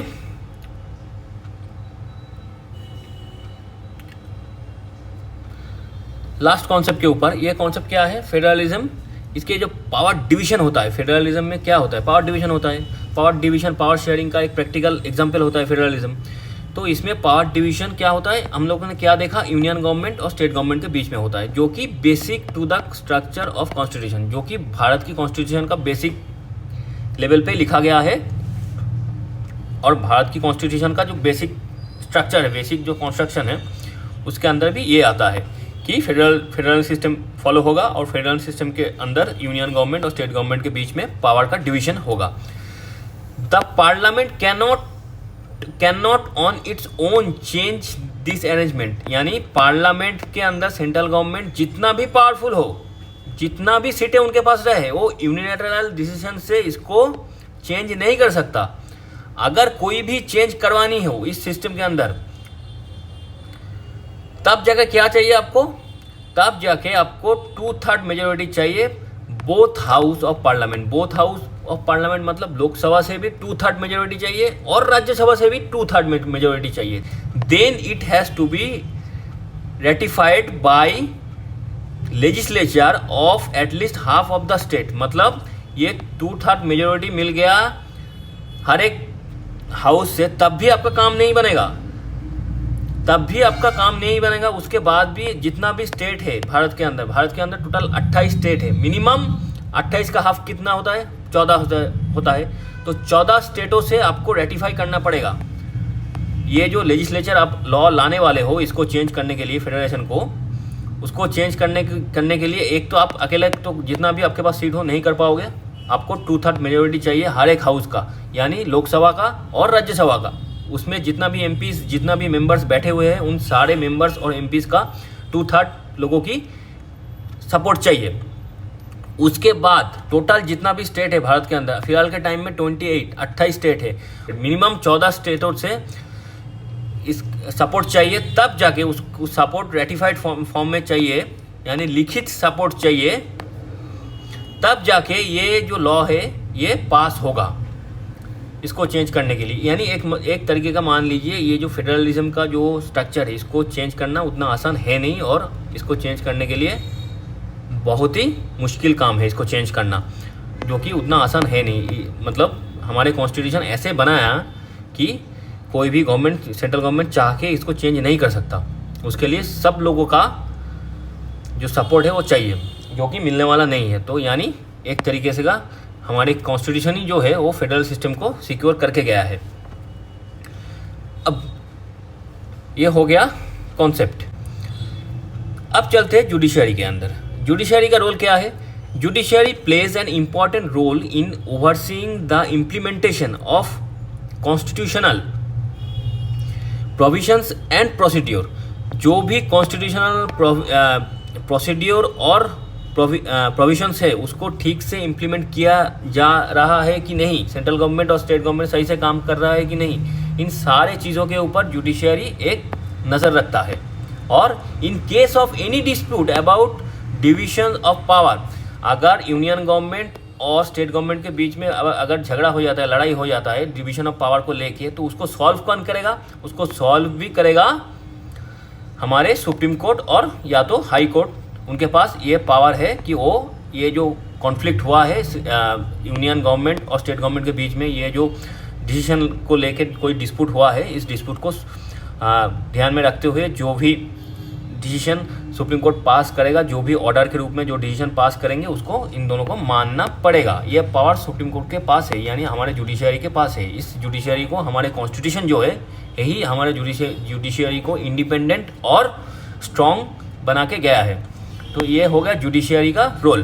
जुडिशरी क्या करता है? यूनियन गवर्नमेंट यानी सेंट्रल गवर्नमेंट और स्टेट गवर्नमेंट के बीच में पावर शेयरिंग को लेके कोई भी डिस्प्यूट होता है तो उस डिस्प्यूट को अदालत के अंदर सॉल्व करके एक डिसीजन पास करता है। उस डिसीजन को इन दोनों गवर्नमेंट को मानना पड़ता है। ये हो गया जुडिशरी का रोल। अब हम देखेंगे how is federalism practised in India. Bharat के अंदर फेडरलिज्म कैसे प्रैक्टिस किया जाता है? तो in India the federal experiment has succeeded because of, Bharat के अंदर ये जो फेडरलिज्म जो सिस्टम है ये इसका प्रैक्टिस सक्सेसफुल हुआ। किसका कारण? The clearly laid out constitutional provisions. हमारे कॉन्स्टिट्यूशन के अंदर इतनी अच्छी तरीके से फेडरलिज्म को कैसे हम लोग मानेंगे, इसका जो रूल्स एंड रेगुलेशंस है इसको कैसे फॉलो करेंगे, फिर union list, state list, concurrent list, हर एक गवर्नमेंट के पास कितना पावर होगा, ये सारी चीज़ इतना अच्छी तरीके से लिखा गया है कि उसको आसानी से फॉलो किया जा सकता है और उसको एकदम परफेक्ट तरीके से हर एक गवर्नमेंट के पास कितना पावर होगा वो डिमार्केटेड करके रखा गया है कॉन्स्टिट्यूशन के अंदर। तो पहला कारण है कि हमारे जो फेडरलिज्म का जो गवर्नमेंट का जो स्ट्रक्चर है वो इतना सक्सेसफुल है। दूसरा क्या? The nature of democratic politics in our country. हमारे देश का इंडिपेंडेंस के बाद से हमारे देश के भारत देश के अंदर जो भी पॉलिटिकल्स जो पैटर्न है, जो पॉलिटिक्स है, वो डेमोक्रेटिक पॉलिटिक को हम लोग सपोर्ट करते हैं और उसी को मानते हैं, उसी को पालन भी करते हैं देश के अंदर। तो हमारे देश का जो पॉलिटिकल नेचर है वो है डेमोक्रेटिक पॉलिटिक्स। तो ये जो नेचर है हम लोगों की, हमारे देश की पॉलिटिक्स की जो नेचर है कि डेमोक्रेटिक पॉलिटिक्स, यानी सबको लेके हम लोग चलेंगे और हम लोगों का जो रूलर होगा वो देश की लोग वोट के माध्यम से चुनेंगे, उनको वोटिंग के माध्यम से उनको इलेक्ट करके चुनेंगे। तो ये जो सोच है, ये जो पॉलिटिकल कैरेक्टर है, यही हमारे फेडरल स्ट्रक्चर को और भी सक्सेसफुल बनाता है। फिर क्या इन दो को जब हम मानते हैं, डेमोक्रेटिक पॉलिटिक्स को जब हम मानते हैं और कॉन्स्टिट्यूशन के में लिखा गया हर चीज़ को जब हम मानते हैं, तो उसके चलते हुए हमें क्या मिलता है? Ensure the spirit of federalism. Federalism का जो स्पिरिट है वो इंश्योर हो जाता है। रेस्पेक्ट फॉर डाइवर्सिटी भी होता है। हम हर एक स्टेट के लोगों को रिस्पेक्ट करते हैं और उनका जो कल्चर, उनका जो भाषा है, उनकी इज्जत करते हैं, उनको मानते हैं कि हमारे देश के अंदर इतने सारे भाषाएं हैं जिसको लेके हम लोग प्राउड फील करते हैं, जो सबसे दुनिया के अंदर एक पुराना लैंग्वेज है तमिल, वो भी हमारे देश से निकला है। तो इन सारे सोच के साथ हम एक दूसरे के लिए प्राउड फील करते हैं और देश को एक साथ जोड़ के भी रखते हैं। और क्या, डिज़ायर फॉर लिविंग टुगेदर, एक साथ रहने की, इतना डाइवर्सिटी होने के बाद भी हम सारे स्टेट के लोग एक साथ रहते हैं। जब भी देश के ऊपर मुसीबत आते हैं हम एक साथ भिड़ जाते हैं, लड़ जाते हैं ना। तब हम कोई भी कास्ट देखते हैं, उसका कास्ट क्या है, ना जाति पूछते हैं। जब मुसीबत आते हैं उस टाइम ना हम जाति पूछते हैं, ना हम भाषा देखते हैं, हम एक साथ जुड़ के, ना रिलीजन देखते हैं, एक साथ जुड़ के दुश्मन के खिलाफ लड़ पड़ते हैं। तो ये जो एक साथ रहने की जो इच्छा है, जो डिज़ायर है, ये भी हमें मिलता है यहाँ से, इन दो चीज़ों से। तो यहाँ पे हो गया फेडरलिज्म सिस्टम हम कैसे प्रैक्टिस करते हैं, उसका पहला कॉन्सेप्ट। अब हम देखेंगे लिंग्विस्टिक स्टेट्स। देखिए, भाषा के आधार पे हमारे देश के अंदर बहुत सारे स्टेट है। भाषा को आधार रखते हुए कैसे हम लोगों ने स्टेट को डिवाइड किया और डिवाइड करना सही रहा कि नहीं, इन सारे चीज़ को हम लोग अब इस कॉन्सेप्ट में समझने की कोशिश करेंगे इस पेज के अंदर। इन 1947 के बाद जब देश आज़ाद हुआ, the boundaries of several old states of India were changed in order to create new state.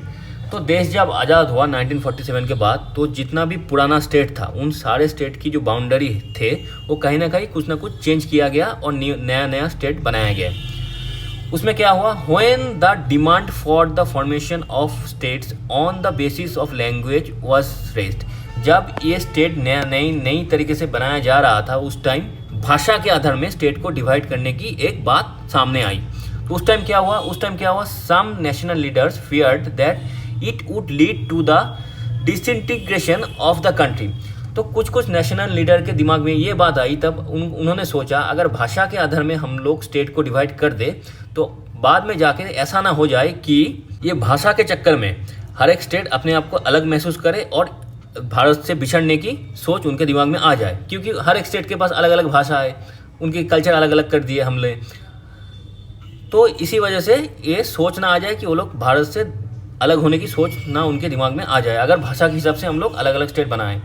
The central government resist the linguistic state for some time. तो सेंट्रल गवर्नमेंट इसी सोच के साथ, ये जो भाषा के आधार में हर एक स्टेट को अलग करना, इसी जो सोच है इसके ऊपर थोड़ी देर तक, मतलब कुछ टाइम तक रिस्ट्रिक्शन लगा दी और इसके ऊपर कोई भी काम नहीं किया। लेकिन but the experience has shown that formation of linguistic state has actually made the country more United. तो लेकिन बाद में जब हम लोगों ने देखे भाषा के आधार में, देखिए भारत के अंदर, तमिलनाडु के अंदर तमिल भाषा बोली जाती है, कर्नाटक के अंदर कन्नड़ भाषा बोली जाती है, फिर वेस्ट बंगाल के अंदर बंगाली बोली जाती है, असम के अंदर असमी बोली जाती है, तो बिहार और यूपी इनके अंदर हिंदी बोली जाती है, बिहार के अंदर भोजपुरी भी एक भाषा है। तो इन सारे भाषा के आधार में जब स्टेट बना, लेकिन हम लोगों ने देखा कि एक्सपीरियंस ये दिखाया कि हर एक स्टेट के अंदर लोग एक साथ रहते भी हैं, मतलब भाषा के आधार पे जितना भी डिवीज़न हो, लेकिन हम लोग एक साथ रहते हैं। महाराष्ट्र के अंदर मराठी बोली जाती है। तो इतने सारे अलग अलग भाषा होने के बाद भी हर एक स्टेट एक साथ जुड़ के रहते हैं और एक साथ मिल के रहने की जो डिज़ायर है भारत के अंदर, जो डिज़ायर भारत देश बन के रहने की जो डिज़ायर है, वो भी कहीं पे भी कम नहीं हुआ। तो एक्सपीरियंस से ये दिखा गया कि भाषा के आधार पे स्टेट एक्चुअली कंट्री को मोर यूनाइटेड किया, क्योंकि हम लोग ये मानते हैं ना कि कॉन्स्टिट्यूशन में जो लिखा गया उसको मानते हैं, फिर देश के अंदर डेमोक्रेटिक पॉलिटिक्स को मानते हैं, लोग ही वोट चुनते हैं अपनी सरकार को, स्टेट गवर्नमेंट को भी चुनता है और सेंट्रल गवर्नमेंट को भी चुनता है। तो इसी चक्कर में हम भाषा के आधार में जो डर हम लोगों के अंदर था कि भाषा के आधार में हम अलग करेंगे तो महाराष्ट्र हमसे, भारत से अलग होने की कोशिश करेगा, वेस्ट बंगाल बंगाली भाषा को लेकर अलग होने की कोशिश करेगा, असम असमी भाषा को लेकर अलग होने की कोशिश करेगा। लेकिन ये हमारे देश में हुआ नहीं, क्योंकि हम कॉन्स्टिट्यूशन को सुप्रीम लॉ मानते हैं और डेमोक्रेटिक पॉलिटिक्स को फॉलो करते हैं। तो जितना भी डाइवर्सिटी है हम एक साथ जुड़ के रहे, और भाषा के आधार में जब स्टेट डिवाइड हुआ भी, वो भी कोई भी दिक्कत की बात नहीं हुआ, हम लोग एक साथ यूनाइटेड फॉर्म में रहे। It has made administration easier, एक साथ रहे भी और एडमिनिस्ट्रेशन करने का जो कठिनाई था उसको भी आसान कर दिया गया। तो ये जो लिंग्विस्टिक स्टेट के आधार भाषा के आधार में जब हम स्टेट को डिवाइड किए तो हमें कोई भी ऐसे दिक्कत की सामना नहीं करनी पड़ी। ये कॉन्सेप्ट भी हम लोगों की समझ में आ गया। तो अब हम देखेंगे भारत देश के अंदर लैंग्वेज पॉलिसी क्या है, लैंग्वेज के ऊपर जो पॉलिसी बनाया गया वो क्या है। देखिए, एज पर आवर कॉन्स्टिट्यूशन, हमारे कॉन्स्टिट्यूशन के अनुसार there is no national language, कोई भी भाषा को हमारे नेशनल लैंग्वेज नहीं बनाया गया। देखिए, हर एक भाषा को हम लोगों ने इक्वल रिस्पेक्ट दिया, इसीलिए हर एक भाषा को मानते हुए जो भी अलग अलग स्टेट बना, वो उसके दिमाग में ये नहीं आया कि हमारी भाषा को पीछे रख के कोई और भाषा को हम लोगों ने नेशनल लैंग्वेज बनाया। तो हमारे कॉन्स्टिट्यूशन में कोई भी नेशनल लैंग्वेज नहीं है, हर एक भाषा अपना है, हर एक भाषा नेशनल लैंग्वेज है, हर एक भाषा स्टेट लैंग्वेज है, कोई भी अलग से नेशनल लैंग्वेज नहीं है। ये दिमाग में पहला चीज़ हमें डाल लेना चाहिए कि हमारे कॉन्स्टिट्यूशन में कोई भी नेशनल लैंग्वेज नहीं है। अब ऑफिशियल लैंग्वेज क्या क्या है? ऑफिशियल लैंग्वेज है हिंदी। ऑफिशियल लैंग्वेज मतलब ऑफिशियल लेवल पे सरकारी काम हिंदी लैंग्वेज में होगा, और उसके साथ भी हिंदी के साथ इंग्लिश भी है। वो हम कैसे इंग्लिश बाद में आए वो उसके ऊपर हम बाद में बात करेंगे। तो हिंदी एक ऑफिशियल लैंग्वेज है, और हमें ये भी याद रखना है हिंदी के साथ इंग्लिश भी जो है वो भी हमारे ऑफिशियल लैंग्वेज है भारत देश के अंदर। यानी गवर्नमेंट ऑफिस का जो भी काम होता है, मान लीजिए आपका ज़मीन का दलील हो गया, आपकी घर का कागज़ हो गया, आपकी मार्कशीट हो गया, ये सारे चीज़ या तो हिंदी में होगा या तो इंग्लिश में होगा। अच्छा, ये ऑफिशियल लैंग्वेज हिंदी को इसलिए माना गया क्योंकि ज़्यादातर Indians 40% Indians population, Indian population Hindi को as a mother tongue announce किया है कि 40% पॉपुलेशन की मदर टंग क्या है? हिंदी है। और अगर हम लोग मदर टंग हिंदी भी ना हो लेकिन हिंदी समझने वाला लोग भारत के अंदर टोटल 50 से ऊपर के पॉपुलेशन हिंदी को समझने वाला लोग आपको भारत के अंदर मिल जाएगा। जो लोग हिंदी उनका मदर टंग तो नहीं है लेकिन हिंदी बोलना और उसको समझना अच्छी तरीके से उनको आता है, तो ऐसे करते हुए आप 50% के ऊपर पॉपुलेशन आपको हिंदी वाले मिल जाएंगे। तो इसीलिए हिंदी को ऑफिशियल लैंग्वेज बोला गया।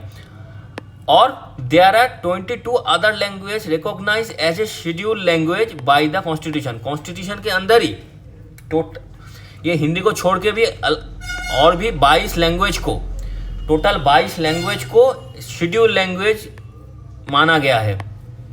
और states to have their own official language, हर एक स्टेट के पास ये अधिकार है, हर एक स्टेट के पास ये अधिकार है। देखिए, सेंट्रल लेवल पे जो भी गवर्नमेंट का काम होगा, सेंट्रल गवर्नमेंट का, वो हिंदी या तो इंग्लिश में होगा, लेकिन स्टेट के पास ये अधिकार है कि वो अपना लैंग्वेज को उस स्टेट के अंदर ऑफिशियल लैंग्वेज बना सकता है। मान लीजिए वेस्ट बंगाल के अंदर ऑफिशियल काम बंगाली में हो सकता है, तो ये पावर स्टेट को दिया गया है। और central government job exam कॉन्डक्टेड in Hindi and other 22 language, यानी जो भी सेंट्रल गवर्नमेंट का एग्जामिनेशन होता है, मान लीजिए यूपीएससी होता है, तो ये सारे एग्ज़ाम को आप अपने भाषा में, यानी टोटल जो शेड्यूल लैंग्वेज है भारत की कॉन्स्टिट्यूशन के अंदर, टोटल जो 22 शेड्यूल लैंग्वेज है, इन सारे लैंग्वेज में से कोई भी लैंग्वेज के ऊपर आप एग्ज़ाम दे सकते हो। इस सारे लैंग्वेज के अंदर कोई भी लैंग्वेज को आप सिलेक्ट करके उसी लैंग्वेज में आप अपना क्वेश्चन पेपर मंगवा सकते हो, अपना क्वेश्चन आंसर भी लिख सकते हो और अपना एग्ज़ाम दे भी सकते हो। तो ये हो गया लैंग्वेज को लेके गवर्नमेंट की पॉलिसी। कॉन्सेप्ट समझ में आ गया। अब हम आएंगे थोड़ा सा इंग्लिश के ऊपर, क्योंकि हमें यहाँ पे हमने बोल दिया कि हिंदी के साथ इंग्लिश भी हमने रखी। जो भी इंग्लिश जो है वो एक, अंग्रेज़ी जो है वो विदेशी लैंग्वेज है, लेकिन फिर भी हमने अंग्रेज़ी को अपना ऑफिशियल लैंग्वेज में डाला। क्यों डाला उसका भी कारण है, वो भी हम देख लेंगे। अच्छा, इंग्लिश के बारे में क्या है? According to the constitution the use of English for official purpose was to stop in 1965। Constitution में ये लिखा गया था, कॉन्स्टिट्यूशन के अनुसार 1965 के अंदर ऑफिशियल लैंग्वेज के पर्पस में इंग्लिश को यूज़ करना कॉन्स्टिट्यूशन के अनुसार बंद करना चाहिए था 1965 में। लेकिन many non Hindi speaking state demanded that the use of English continue.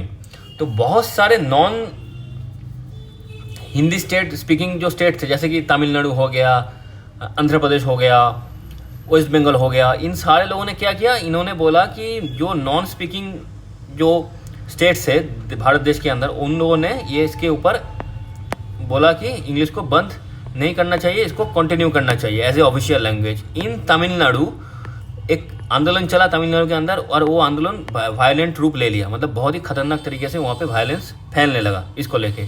तब जाके सेंट्रल गवर्नमेंट ने क्या किया, agreed to continue English a official language with Hindi. तब जाके ये जो इंग्लिश को सेंट्रल गवर्नमेंट ने क्या किया, as a official language, Hindi के साथ इंग्लिश को भी ऑफिशियल लैंग्वेज मान लिया। क्योंकि देखिए तमिलनाडु का अगर कोई इंसान है उसको दिल्ली में जाके कोई ऑफिशियल काम करनी है तो उसको तो हिंदी उतने अच्छी तरीके से आता नहीं है। तो वो जब अपना ऑफिशियल काम करने जाएंगे, उसका जो गवर्नमेंट का जो पेपर आएंगे सारे हिंदी में लिखा हुआ आएंगे, तो उसके लिए उसको उस पेपर को समझना थोड़ा सा मुश्किल हो जाएगा, क्योंकि उनको हिंदी आती नहीं है, इनको हिंदी बोलना लिखना ये उनको आता नहीं है।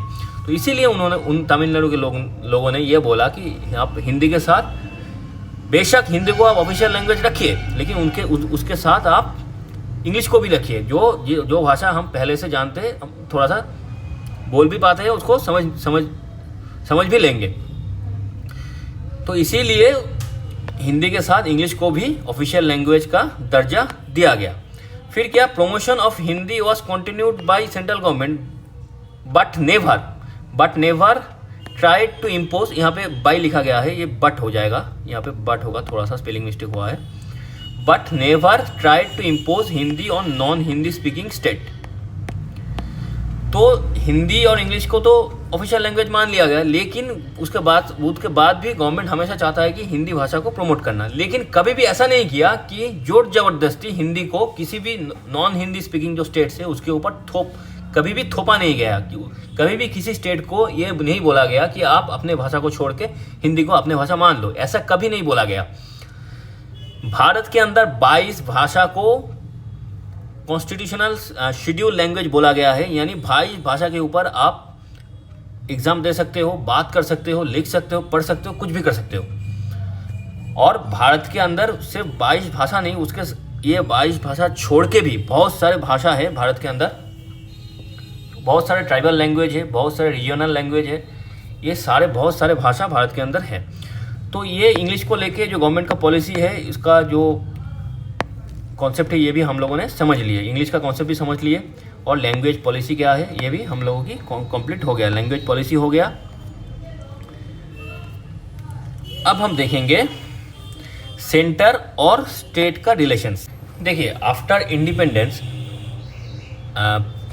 1947 के बाद से 1990 तक, यानी 1947 से 1990 तक क्या था, after independent for many years, बहुत सालों तक क्या था, the central government would often misuse the constitution to dismiss the state governments that were controlled by rival parties. तो 1947 से 1990 तक क्या होता था, भारत देश के अंदर जो सेंट्रल गवर्नमेंट होते हैं वो बहुत ज़्यादा पावरफुल रहते थे, और वो क्या करते थे, अपना कॉन्स्टिट्यूशनल जो पावर है उसको मिसयूज़ करके जो भी स्टेट, जो राइवल ओपोनेंट पॉलिटिकल पार्टी है उसके द्वारा शासित जो भी स्टेट था उनके ऊपर प्रेसिडेंट रूल लगा के, इमरजेंसी लगा के उस स्टेट का जो गवर्नमेंट है उसको गिरा देते थे। ये चीज़ चला 1947 से 1990 तक। This undermine the spirit of federalism. तो ये जब घटना घटित हुआ देश के अंदर 1990 तक, तब ये फेडरलिज्म का जो स्पिरिट है इसको थोड़ा सा अंडरमाइन किया गया था।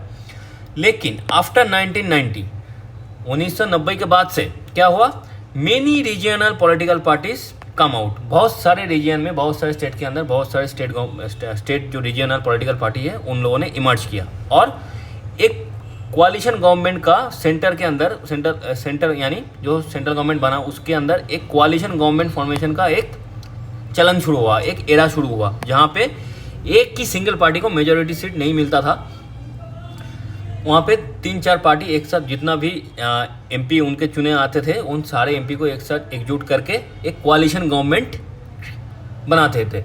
मतलब मान लीजिए टोटल 546 सीट्स है, लोकसभा सीट्स है पार्लियामेंट के अंदर, उन सारे लोकसभा सीट्स में से लगभग 272 सीट चाहिए किसी भी पार्टी को सरकार बनाने के लिए। लेकिन 1990 के बाद से क्या हुआ, किसी भी एक पार्टी को 272 सीट नहीं मिलने लगा था।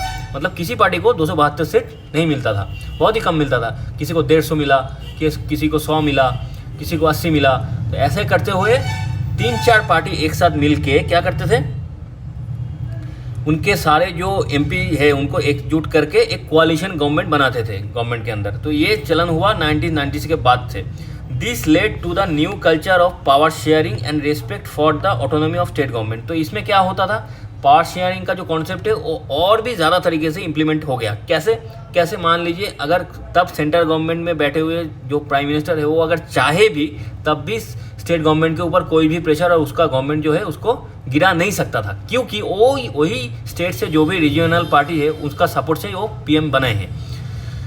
तो कोalition गवर्नमेंट का जो पीएम होगा वो स्टेट गवर्नमेंट के ऊपर उतना प्रेशर नहीं कर पाएंगे, क्योंकि उसका अगर स्टेट गवर्नमेंट के ऊपर वो प्रेशराइज करेंगे तो स्टेट गवर्नमेंट अपना जो सपोर्ट है, रीजनल पार्टीज जो उनके पीछे रीजनल पार्टीज का जो सपोर्ट है वो पार्टी रीजनल पार्टी अपना सपोर्ट पीएम के पीछे से हटा लेंगे और पीएम जो गवर्नमेंट बना के बैठे हैं प्राइम मिनिस्टर, वो गवर्नमेंट गिर जाएगा। तो इसीलिए पावर शेयरिंग का जो कॉन्सेप्ट है वो और भी इंटीग्रेटेड तरीके से देश के अंदर इम्प्लीमेंटेड हो गया, और this trend was supported by Supreme Court by many judgment. तो और ये जो ट्रेंड बना कि ये जो सेंट्रल गवर्नमेंट 90s के पहले 1990 के पहले जो करते थे, जो कॉन्स्टिट्यूशनल पावर को दिखा के, जो इमरजेंसी लगा के, प्रेसिडेंट रूल लगा के जो स्टेट गवर्नमेंट है उसको गिरा देते थे, इसके खिलाफ भी बहुत सारे जो जजमेंट है उसको पास करके एक तरीके का सुप्रीम कोर्ट भी ये जता दिया था कि सेंट्रल स्टेट गवर्नमेंट को बेवजह गिराने की जो सोच है इसको सपोर्ट नहीं करता है। सुप्रीम कोर्ट भी चाहता है कि ठीक ठाक तरीके से पावर शेयरिंग हो, सेंट्रल गवर्नमेंट भी अपना काम करे, स्टेट गवर्नमेंट भी अपने तरीके से अपना काम करे। तो ये हो गया सेंटर और स्टेट का रिलेशंस। अब हम देखेंगे linguistic diversity of India. Bharat के अंदर लिंग्विस्टिक डाइवर्सिटी कितना है। देखिए, हम 22 लैंग्वेज को शेड्यूल्ड लैंग्वेज करके दर्जा दे के कॉन्स्टिट्यूशन में लिख के रखा है। वो सारे लैंग्वेज छोड़ के भी भारत देश के अंदर 1300 डिस्टिंक्ट लैंग्वेज है जो किसी ना किसी इंसान का मदर टंग है। ये 2011 के सेंसस के हिसाब से 1300 डिस्टिंक्ट लैंग्वेज है भारत देश के अंदर, और 121 मेजर लैंग्वेज है, 22 है scheduled language as per the Indian constitution, और जो बाकी अदर्स लैंग्वेज है 22 लैंग्वेज छोड़ के सब नॉन शेड्यूल्ड लैंग्वेज है। हम उन सारे लैंग्वेज को मानते हैं। कॉन्स्टिट्यूशन में शेड्यूल लैंग्वेज हिसाब से उनको दर्जा हम लोगों ने नहीं दिया, लेकिन ऐसे नहीं है हम उन सारे लैंग्वेज को डिनाई करते हैं। हम उन साढ़े 1300 लैंग्वेज को मानते हैं कि हमारे लैंग्वेज है, हमारे भारत देश की लैंग्वेज है। हम उसको पूरा का पूरा दिल से, मन से, दिमाग से सम्मान करते हैं, और उस सारे लैंग्वेज को बोलने वाले इंसान को भी भारतीय है, और हम उनके अपने मन से उनको अपने मानते हैं। तो ये हो गया लिंग्विस्टिक डाइवर्सिटी। देखिए, ये जो लिंग्विस्टिक डाइवर्सिटी है ये लिस्ट से हम लोगों को और भी अच्छी तरीके से समझ में आ जाएंगे। देखिए, आसामी, टोटल भारत की जो पॉपुलेशन है वो उनमें से 1.26% लोग आसामी बोलते हैं, बंगाली बोलते हैं 8% लोग, गुजराती बोलते हैं 4.5% लोग, ज़्यादातर लोग हिंदी बोलते हैं क्योंकि नॉर्थ इंडिया में हिंदी ज़्यादा चलता है। 43.63% लोग हिंदी बोलते हैं, तमिल बोलते हैं 5% लोग, तेलुगु बोलते हैं 6% लोग। तो ये जो डिवीज़न है, ये जो भी 22 जो लैंग्वेज है उसका डिवीज़न है, ये सारे चीज़ छोड़ के भी 1300 लैंग्वेज है जो भारत के लैंग्वेज है, और 22 लैंग्वेज छोड़ के बाकी लैंग्वेज को हम लोग इक्वल रिस्पेक्ट करते हैं, और उसको एज ए भारत के लैंग्वेज, जो भी ट्राइबल लैंग्वेज, बहुत सारे ट्राइबल एरिया में अलग अलग लैंग्वेज होता है, उन सारे लैंग्वेज के वो हम लोग अपना मानते हैं और उसको इक्वल रिस्पेक्ट करते हैं। तो ये हो गया लिंग्विस्टिक डाइवर्सिटी ऑफ इंडिया। अब हम देखेंगे डिसेंट्रलाइजेशन इन इंडिया। अब देखिए, डिसेंट्रलाइजेशन का मतलब थोड़ा सा समझ लेते हैं पहले। तो जब पावर सेंट्रल गवर्नमेंट और स्टेट गवर्नमेंट से लेके जो किसी भी एरिया का जो लोकल गवर्नमेंट बना के उसी गवर्नमेंट को दिया जाता है, तब उसको डिसेंट्रलाइजेशन बोला जाता है। वही डेफिनेशन यहाँ पे लिखा हुआ है, when power is taken away from central and state government and given to local government is called decentralization. यह है डेफिनेशन, कॉन्सेप्ट समझ में आ गया। अब हम देखेंगे, for such A large country like India, Bharat जैसे इतने बड़े देश के अंदर 2 टियर गवर्नमेंट से पूरा काम बनेगा नहीं, क्योंकि सेंट्रल गवर्नमेंट और स्टेट गवर्नमेंट लोकल लेवल पे, ग्रास रूट लेवल पे क्या क्या प्रॉब्लम है वो उसको सही तरीके से समझ नहीं पाएंगे। एक छोटे से एरिया के अंदर क्या ग्रास रूट लेवल पे क्या क्या प्रॉब्लम है वो सही से समझ नहीं पाएंगे। तो so an extra tier of government added in the local level called local government. तो हम लोगों ने क्या किया, एक लोकल गवर्नमेंट, एक्स्ट्रा लेवल का गवर्नमेंट हमने ऐड कर दिया। उसके अंदर क्या क्या आता है, पंचायत आता है और म्यूनिसिपैलिटी आता है। मतलब गाँव में, रूरल एरिया में पंचायत आता है और अर्बन एरिया में मतलब शहर में उसको म्यूनिसिपैलिटी बोला जाता है। कॉन्सेप्ट समझ में आ गया। Basic idea behind decentralization. Decentralization करने का मतलब स्टेट गवर्नमेंट और सेंट्रल गवर्नमेंट का जो पावर है उसको उससे थोड़ा सा पावर निकाल के लोकल गवर्नमेंट को देने के पीछे क्या सोच है, उसका आइडिया क्या है। आइडिया ये है कि जो लोकल लोग है, एक पर्टिकुलर एरिया का जो लोकल लोग है वो knows more about local and grassroot problem. ये लोग लोकल लेवल पे और ग्रासरूट लेवल पे क्या क्या प्रॉब्लम है इसको ज़्यादा अच्छी तरीके से समझते हैं, और इसीलिए क्या होता है, they are more capable of solve those problem. ये लोग इन सारे प्रॉब्लम को सॉल्व करने के लिए मोर कैपेबल होता है। किन से, स्टेट गवर्नमेंट और सेंट्रल गवर्नमेंट से ज़्यादा कैपेबल होते हैं। और ये लोग क्या करते हैं, so they have better idea how to spend money. इन लोगों के पास बेटर आइडिया होता है। अगर सेंट्रल गवर्नमेंट और स्टेट गवर्नमेंट इनके पास पैसा भेजता है तो उस पैसे को कैसे खर्चा करके कैसे सारे प्रॉब्लम को मैनेज किया जा सकता है। तो ये सारे जो सोच है, ये जो सोल्यूशन है, ये लोकल लोगों के पास लोकल प्रॉब्लम ज़्यादा सोल्यूशन करने की जो क्षमता है वो ज़्यादा होता है। इसीलिए इसी सोच के साथ लोकल लेवल पे एक लोकल गवर्नमेंट होना चाहिए, ये सोच आगे आया। और इसी सोच के हिसाब से हम लोगों ने पंचायत और म्यूनिसिपैलिटी बनाया कि लोकल लेवल पे, ग्रासरूट लेवल पे जो भी प्रॉब्लम्स है उसको सॉल्व किया जाए। तो ये कब हुआ, the major step towards decentralization. Decentralization के ऊपर जो मेजर स्टेप लिया गया था वो 1992 में लिया गया। उसमें क्या हुआ, द कॉन्स्टिट्यूशन वॉज एमेंडेड। उस टाइम कॉन्स्टिट्यूशन को अमेंड किया गया और 3 tyre government of democracy more powerful and effective. उसमें 2 टायर के जगह 3 टायर गवर्नमेंट ऐड किया गया। मतलब लोकल गवर्नमेंट का जो टीयर है उसको ऐड किया गया, जिससे डेमोक्रेसी और ज़्यादा पावरफुल हो गया और इफेक्टिव हो गया। तो 1992 के बाद, यानी अमेंडमेंट के बाद, कॉन्स्टिट्यूशनल अमेंडमेंट के बाद जब 3 टायर गवर्नमेंट लग गया, उसके बाद क्या क्या चेंज आया।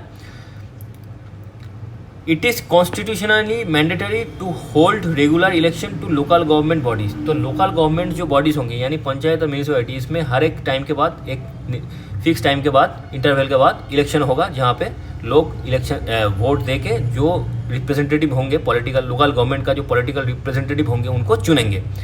ये हो गया पहला चेंज। दूसरा क्या, seats are reserved in the elected bodies and the executive heads of this institutions for ST, ST, SC और OBC। मतलब ये जितना भी लोकल गवर्नमेंट का जितना भी पॉलिटिकल रिप्रेजेंटेटिव होंगे, उनका जो पॉलिटिकल सीट है वो ST, SC और OBC वालों के लिए रिजर्व कर दिया गया। यानी जो भी कैंडिडेट खड़े होंगे वो बहुत ज़्यादातर जगह पे SC होंगे, ST होंगे और OBC होंगे, उनके लिए रिजर्व कर दिया गया लोकल गवर्नमेंट के बहुत सारे seat. At least 1/3 of all positions are reserve for women. यहाँ पे वुमेन पॉलिटिक्स में वुमेन का जो रिप्रेजेंटेशन है इसको भी एनहांस करने के लिए, इसको भी ज़्यादा करने के लिए बोला गया कि लोकल गवर्नमेंट के अंदर जो भी 1/3 जो सीट्स होंगे, जो 1/3 पोजीशंस होंगे लोकल गवर्नमेंट के, उन सारे 1/3 पोजीशन किसके लिए रिजर्व कर दिया गया, औरत लोगों के लिए, यानी वुमेन्स के लिए रिजर्व कर दिया गया।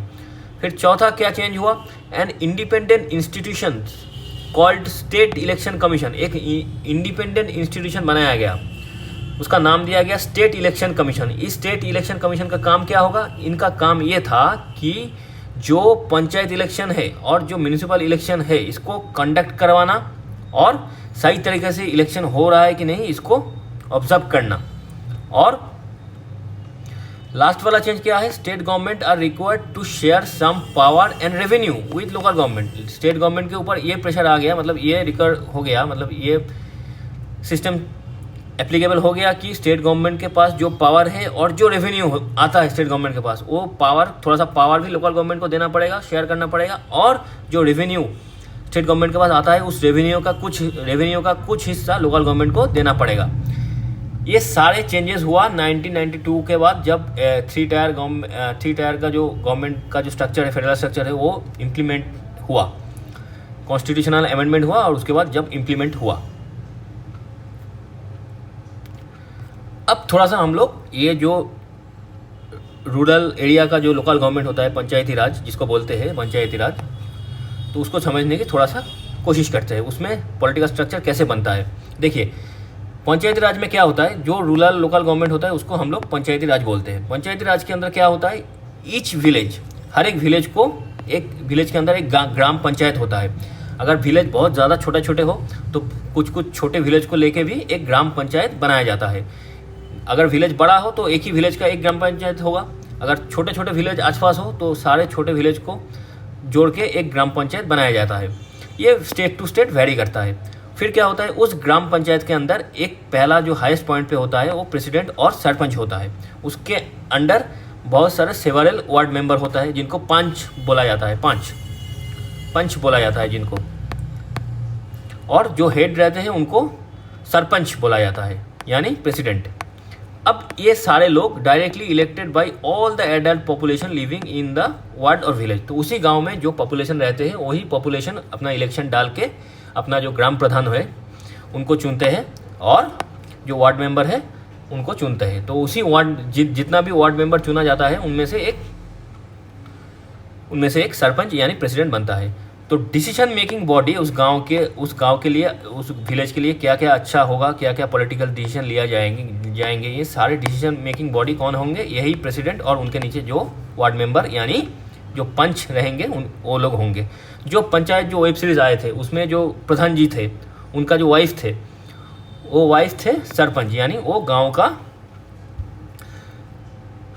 एकदम हेड थे। उनके नीचे जो वार्ड मेंबर थे वो कभी कभार वो मीटिंग होता है ना जहाँ पे बनराकस कहता है अलवा मीटिंग, तो उस मीटिंग में जो लोग बैठे थे चेयर में वो सारे वार्ड मेंबर थे, तो उनको पंच बोला जाता है।